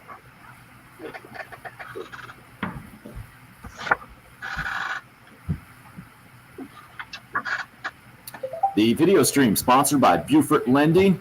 I wanted to let you know a little bit more information about Benji Getzy and Buford Lending. You might have heard his financial minute in the afternoon that Jay Phillips helps him do. Benji is a experienced mortgage broker down in Buford. He's been doing it for 25 years. And what he wants to do is to help you get the best rate, which is certainly where we are right now in the times. If you're looking to refinance or looking into maybe expanding to a bigger home, that's where my family's at right now, growing to 3 recently. Benji can get you the best rate. And all he asks is that you give him a call right now. 843-441-0668 is his cell phone number. 843-524-2404 is the office number there. And he's going to get back to you. I just talked to him the other day. I missed him. He gave me a call. I was out with the kids at baseball, and then we talked the next day. His goal is to always get back to anyone within 24 hours. And when you talk to Benji, you'll see right away. He's just looking to find the best deal for you. And he can do it better than others out there because he is a specific mortgage broker. That is what he does. That is what he's always done. He's not necessarily tied to a bank. He has his own mortgage company in Buford Lending. That's why he can find the best deals for you and work with you individually. And he says, feel free to call others. Call people you've worked with before. Call your bank. And then you'll find out why Buford Lending and Benji Getzy can get the best deal for you. Again, hit him up on his cell phone at 843-441-0668 or call the Buford Lending office, 843-524-2404.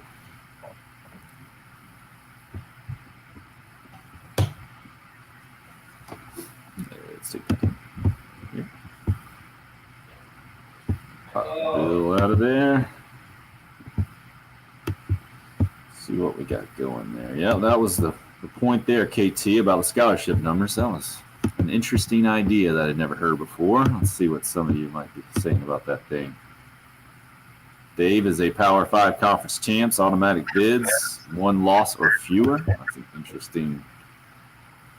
Limit the number of 5-star and 4-star athletes to each program, Matt in West Columbia says. Well, how do you do that? You start tanking the old evaluations in high school now? Just draft high schoolers too. KT, what if they keep that same amount of scholarships, limit them? Oh, yeah. What the? No. You can't do that. No. It's terrible. That's like socialism. That's the college football communist way to do it. Like, I'm sorry, that's too good. It's kind of the pro sports model. It's not a draft, though. Oh, Bill's hitting golf shots now. I'm just stretching. He's gone from near death now to getting out and about. Somebody asked earlier, you're talking a mile a minute. What did you take? Coffee. Impressive. Is that the Tim Hortons coffee that you're giving the? Yeah, I went to stuck with the Tim Hortons coffee this morning. Strong. Wow, Craig was bored last night. Hey, there goes the cat. Hi. Hi. This bonus material here on the live stream. I like to get up and move around. I'm not a sit in one place kind of guy.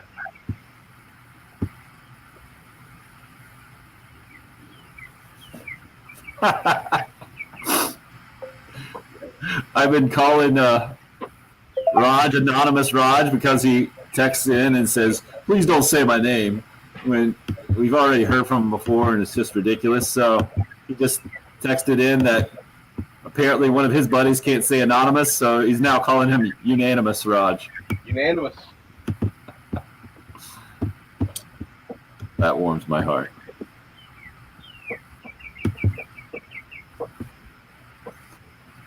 Trey's just begging the cat to go in the house. That's what we're No, looking the cat just ran down the road. for. Cat just ran down the road. Why you got to whistle at the cat?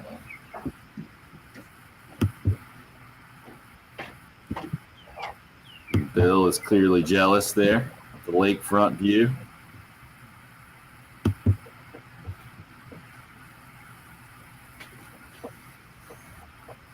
And we lost Bill. And he's gone. Is that not, Tim, is that not too bright? Or y'all not? No, it's perfect. Looks good. All right. Phil, it's a beautiful morning. We'll sit here. It's a beautiful morning.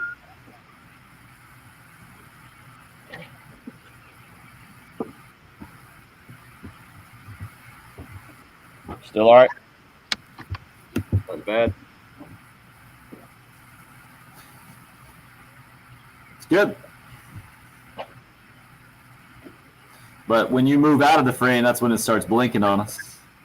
Actually, it's back good now. Oh, you're blind people. Hey, we're learning. Well, just go back right here.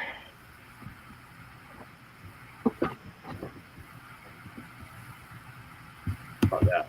All right.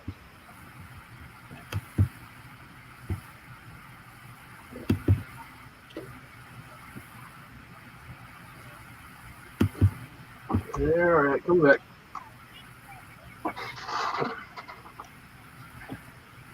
Don't encourage him, Hope. Now I'll try to cook during the show again.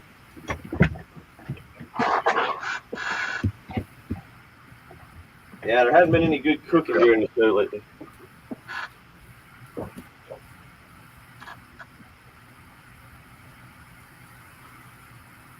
From completely struggling now to hitting golf shots, whistling, and singing outside, it is the spectrum that is Bill Gunter on the early game here this morning. Thanks for being a part of the program. 803-404-6100. If you would like to join, you can call or text.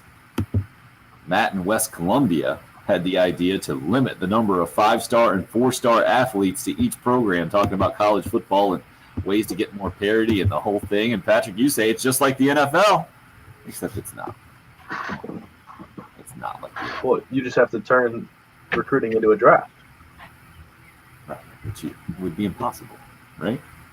I don't think that's. Just imagine if, like, On the scope. I don't think that's what they Imagine that want. underwear Olympics you could get into. I don't think who they. was the worst FBS program last year? Imagine they just got the number one player in the country. I can that number one player.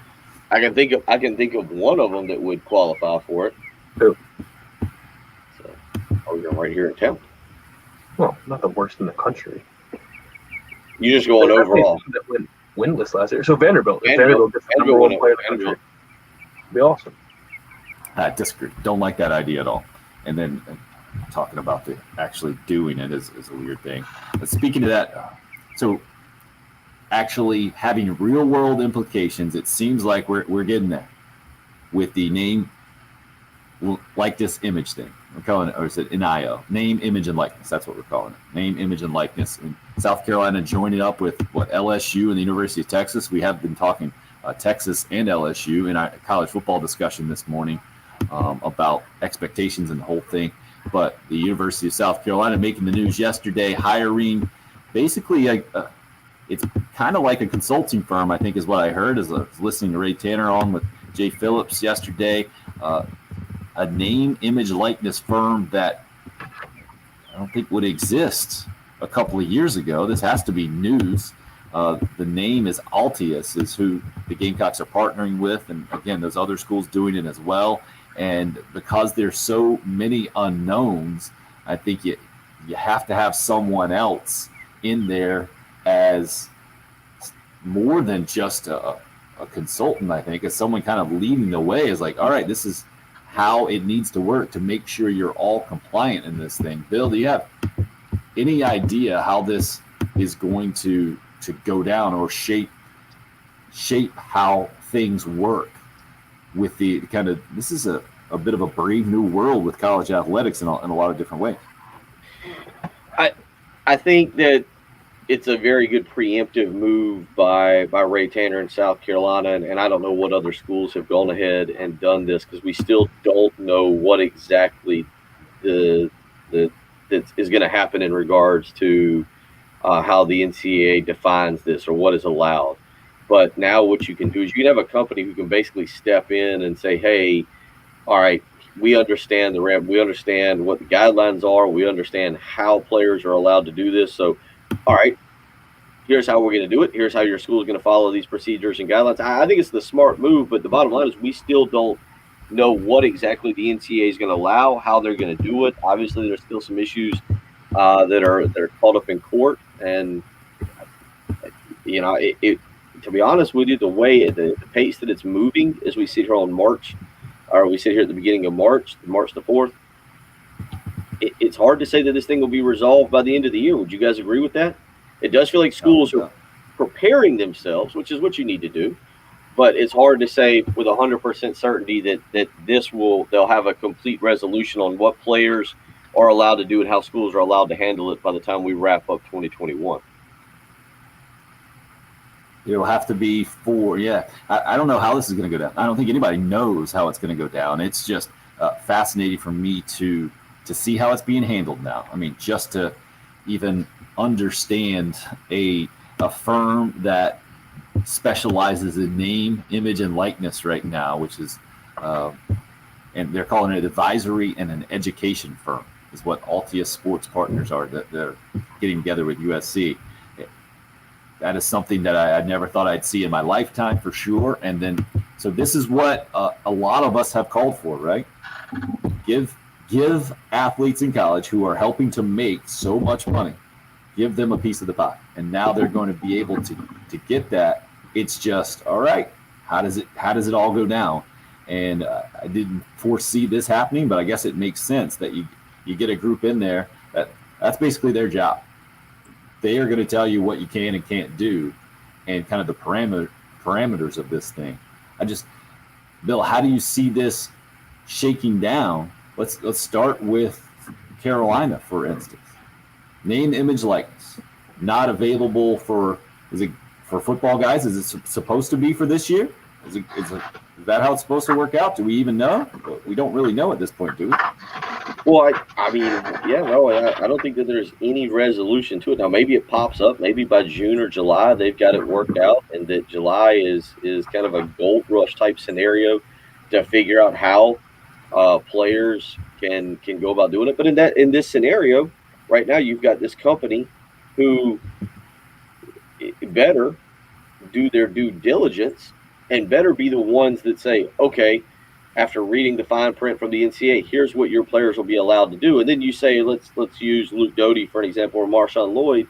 You say, all right, guys, don't know what you got planned, but here is the company that we're using. You go visit them. They're going to help you do whatever you want to do. And you kind of make it external from your athletic department, which I think is the right way to do it. Well, to me, it's like another branch of it right now when you're partnering, right? You just kind of, these are the guys that are taking care of this. This is why we hired them. Here are the forms now you need to fill out if you're planning on doing anything. I think where we are right now is that, but you got Florida and other states that are basically pushing this and are going to make it reality in their state. So to me, that's the worst case scenario as we move forward, is that in one state, let's say, let's use the SEC as an example. What is one of the states, let's say Missouri, doesn't have a very open-ended or player-friendly policy when it comes to this. They don't pass any legislation. But Florida has already passed it. So wouldn't it be the case, like, when a Missouri player goes to Florida, then that's when they can make money? Wouldn't that be the weirdest thing of all time? Like, players would want road trips to certain states where you could take advantage of this.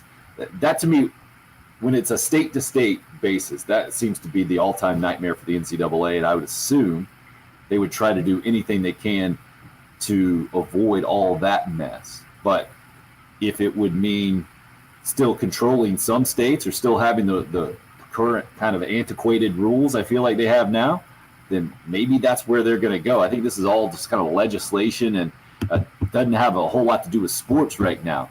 And that's where it gets a little too confusing to me, or something that I'm not even that much invested in, because I think there's so many question marks out there. We have no idea how this is going to affect, I feel like, the actual competitive balance in this thing. But I think it will have an effect, don't you, Bill?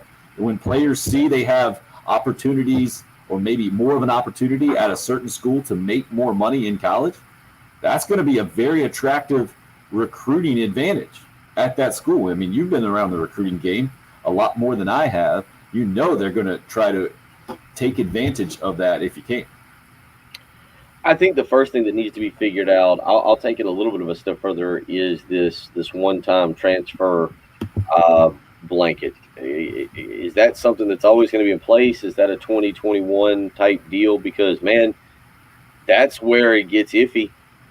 Jordan Strong, young guy from Georgia State who led the nation in sacks last year, and then looks around and says, well, if I can go to a high-profile program like an Alabama or a Florida, nothing against South Carolina, but if I can go there and maybe use name, image, likeness, that I think tilts the recruiting in someone's favor. And then, as you just pointed out, well, then it trickles down to the high school recruits. But the reason I say it trickles down to the high school recruits is because then a kid says, well, all right, I'm a pretty good prospect. I'm going to go to South Carolina here. I didn't get my offer, but man, my goal is to work my way up to where I'm good enough I can transfer to that next school. And it's a Pandora's box that likely gets opened, and I think is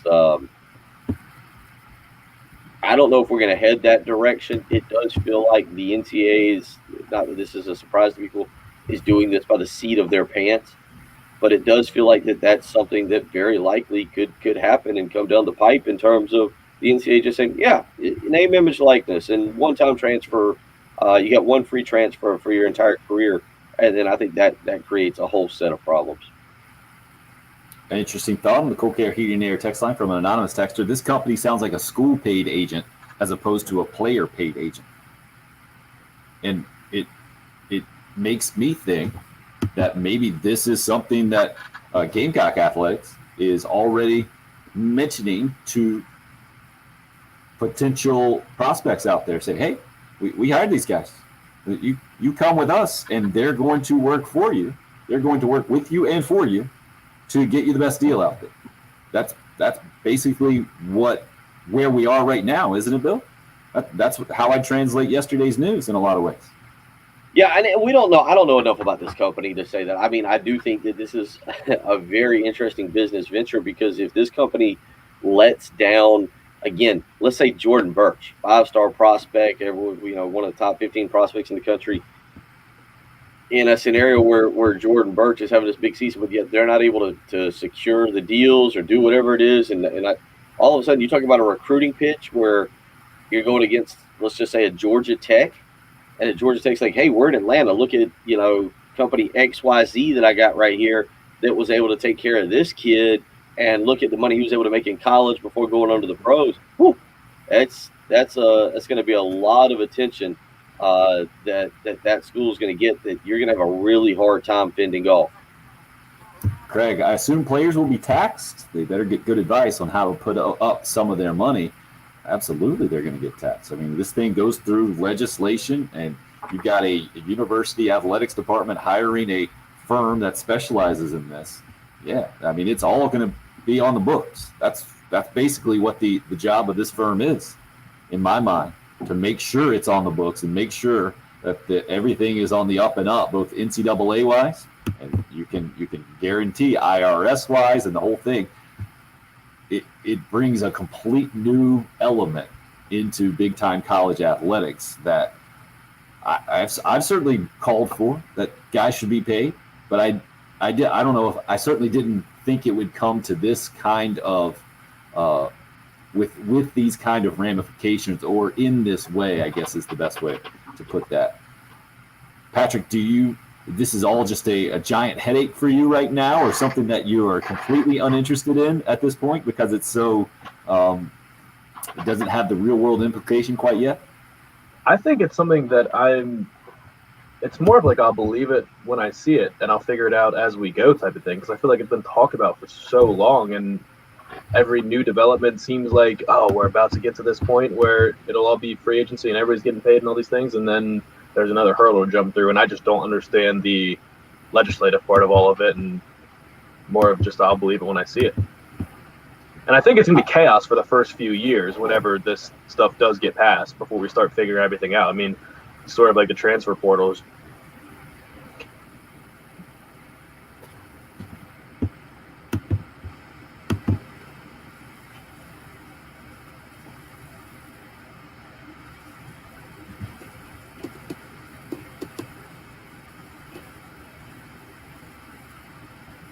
To me, this is like one of the few real world steps that we've seen in this process, that universities like LSU, Texas, and South Carolina have announced that they're partnering with a firm that basically specializes in this. That's a step.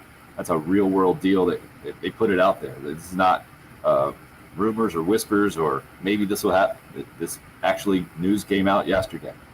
Dave says, sure, kids will realize pretty quickly where the money is. The best basketball players end up in Nike commercials if they go to Oregon. It's a mess. No, we'll see, man. And I feel like we're certainly maybe halfway down the path to it actually happening like Patrick was saying. It's an interesting time for sure, and it's going to be wild to see how this shakes down for multiple reasons. Bill's enjoying the sun on the banks of Lake Murray there. Feeling better? Feel a little bit better. Yeah, feel a little bit better. Can't complain. Gosh, this guy was just jumping around hitting golf shots a second ago, and now I think the sun maybe has zapped the energy, the vitamin D infusion, maybe mixing in with all the coffee and where you're out right now.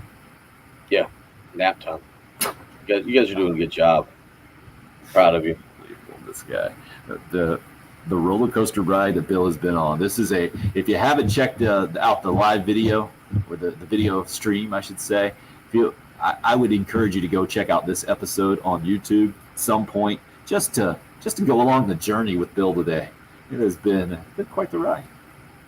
Yeah, I didn't feel good early. I feel a little bit better now, but the day's going on. I got stuff I got to do the rest of the day too, so I can't go back to bed. Gotta get up, get things to do, buddy. Things to do. Live a busy life.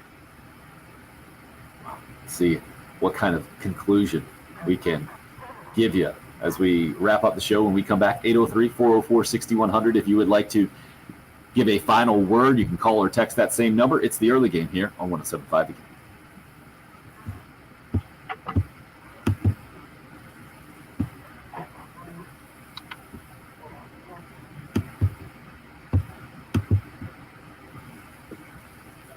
You good there, Patrick? Bill have anything here? No, I'm done. Huh? What's he got? Nothing. Oh, yeah, I was going to say, I'm done. Okay. I got to run to the bathroom real quick. All you guys.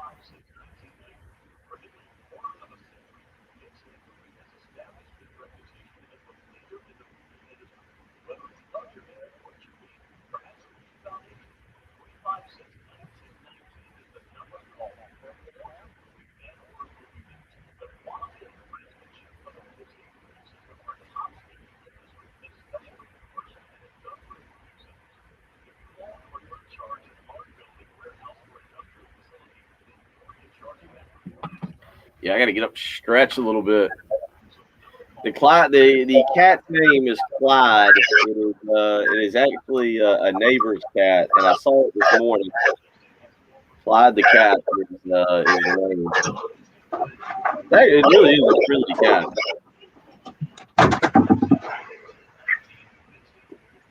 Somebody asked me Tim Hortons coffee. Somebody gave me Tim Hortons coffee a while back. I've drank it a little bit. Oh, They're known for their donuts. Tim Hortons? Really? Learn something new every day. It's like a Canadian Dunkin' Donuts.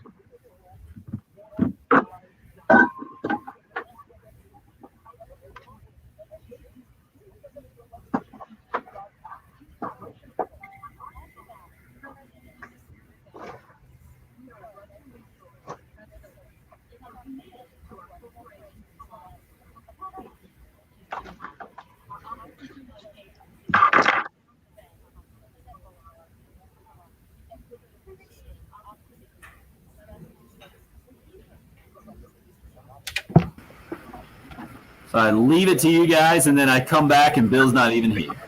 Had to go get coffee. Had to. Yeah, Last 5 minutes I'll of the be honest. So they picked on me a couple weeks ago about the coffee for wellness, and I'll be honest, the coffee for wellness I like more than the Tim Hortons coffee.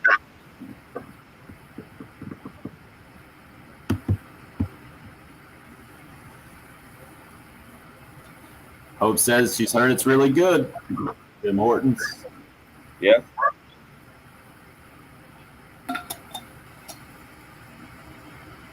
All right, now Chavo's asking for everybody to weigh in with a location.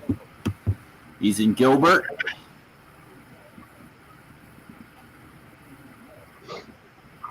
The wellness coffee, Hope, is Phil Mickelson's venture. I think you got to strictly get it off the internet. Yeah, you do. It's not sold anywhere. I still haven't done Black Rifle. I'll do Black Rifle later, but I told Tim made that joke about me one time when I said, like, oh, it's okay. Like, it was my first experience, but now the coffee for wellness is going up in the book. It's definitely up there, but I need to try the Black Rifle. I've tried Kona. I didn't like the Kona. The Kona wasn't good.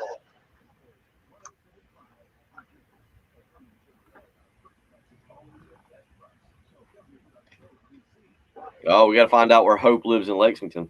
No wonder she wants to come up. She lives in Lexington. Probably right. She probably is one of my neighbors. Don't even know it.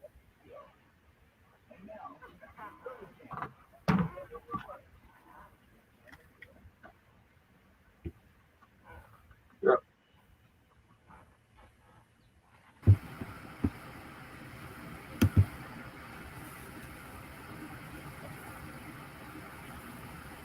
Dramatic conclusion of this morning's show that has, what do we start? We started with the Jackie Bradley news. So that is the news of the day for sure, especially if you're first joining us, former Gamecock.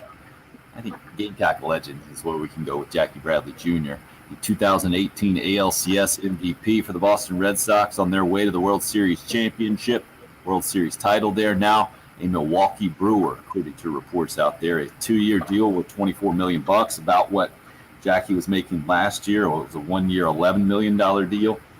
Career 239 hitter in his 8 seasons with the Red Sox, but we all know it's his defense that really makes him shine. Was an all-star back in 2016. Streaky hitter, I'm seeing being written about him, and no doubt about that. But last year hit 283 with 7 home runs, which is why I think you're seeing him get paid as much as he is as a 30-year-old center fielder. An elite center fielder is how the ESPN article kind of terms him. But kind of oddly enough, we were doing that guessing game. How many Gold Gloves do you think Jackie Bradley Jr. has won? Only 1 in his career. But clearly the Milwaukee Brewers think he can play quite the center field, and now he'll get the chance to do it in a different uniform than the Red Sox. And I've seen a couple of you, at least, going to be Brewers fans now. And Justin Smoke, kind of ironically enough, with the Brewers last year, didn't work out for him. He's going to play in Japan this year. But Jackie Bradley Jr., now a Milwaukee Brewer, certainly the headlining news of the day. And that got done, I think, in the wee hours of the morning or late last night. The news coming out kind of early this morning. A rare show for us with some breaking kind of news to let you in on. Now Bill is officially laying back in his chair outside. Right off of the You gotta and not turning. You gotta relax, Jim. You gotta relax. It's a sports talk radio show. It's a beautiful day. Bay Hill is on. Hope pointed out the the SEC women's tournament is underway. Gamecocks play tomorrow. Let's see, Gamecock baseball against Mercer. We got college basketball this weekend. Patrick, do you know what time Cade Cunningham and Oklahoma State play Baylor this weekend? Off top of your head? It's tonight. Really? I would describe Patrick's his stance and his stare as near murderous right now as he looks at Bill as he's standing in the studio in downtown. Probably the same as everyone that's working a real job right now is looking at Bill right now. Exactly. You look surprised, Bill? Right. You don't understand this? Beautiful day. I could fire up a cigar right now and sit right here. Bay Hill doesn't come on top of 8:50 a.m. cigar is an aggressive move. Hope says, I have no idea what y'all are going to do when you have to go back to the studio. Patrick and I will be just fine. It's Bill that's going to have the issue. I'm not. I can go ahead and tell you. Patrick, I tell you what, tomorrow's still cold out there. Would you like tomorrow? We can make it part of the show. Weren't we supposed to have somebody on today?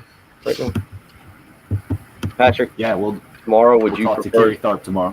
Would you prefer if I set it if it doesn't go out? See, I'd have to figure out just the right lighting. I could set it up. Would you prefer I jump off that dock tomorrow to pay off one of your bets? No. It looks nice right now. It looks like that would be enjoyable. No, let me tell you something. Anybody that will tell you that lake water is not enjoyable right now. That is the exact opposite of enjoyable. Actually, it's worse. It's worse now than if I'd have jumped in when Tim jumped in, because it's had all winter to get cold. Oh, Patrick started nodding his head. Is he convincing you? You can jump in the water. It won't make me feel any better. And why did you say, Bill, to pay off one of your bets to Patrick? It's one of your bets.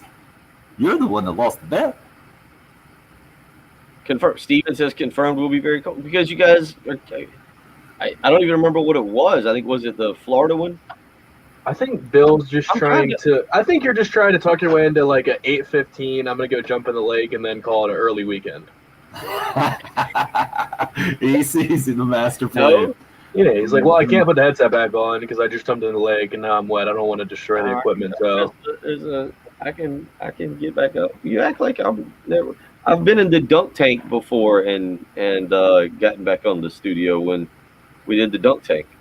Well, Bill, seeing your help on the set from earlier in the show, I think you're talking about a possible ear infection. I don't think it would be a wise move to hop in the lake. We won't do that because you'd be out all next week. And we'll never hear the end of it. You guys made me jump in the lake, and then I got sick, and the whole thing. Yeah, we're not going to do that. I hope everybody hears this. I hope everybody heard what just happened. I offered. This is the problem around here. I offered to do something that I owe, and then both of them just backed out. They're like, "No, we're going to hold it over his head a little bit longer. If we make him do it today, if we make him do it tomorrow, then we can't hold it over his head anymore." This is what I deal with on a daily basis. I'll offer to do something right. I'll offer to make amends for something I haven't done. And both of you are instantly like, you know what, I think he'll probably do it. Let's not make him do it because then we won't be able to hold it over his head anymore. And that one will be gone. Or we're looking out for Bill's That's right. wellness. No response. You guys have nothing for that. I feel like Patrick has gotten to the place. Yesterday, you guys were going back and forth about basketball, and it was a classic sports talk radio thing where you're buddies afterwards. I feel like now Patrick is personally offended at where Bill has gone. Well, and I've invited him up for cookouts multiple times to come and hang out and do stuff. He never comes out. I guess I'm too old for him, or I don't drink his type of beer, or I don't watch enough lacrosse. Dude, I'm gonna be working from noon to 9 on Saturday. I'm not jumping in the lake with a cat. Quavo. I don't have weekends. Just angry and bitter. Yeah, I'm a little bitter. Oh goodness. I've had fun today, guys. Rubbing it in. All you do is rub it in. I feel better. I feel good. You guys made me feel better. I appreciate you too. I love you. I love everybody. I love all our listeners and our live streamers. Appreciate it. Patrick needs a hug. Thanks for listening. He does need a hug.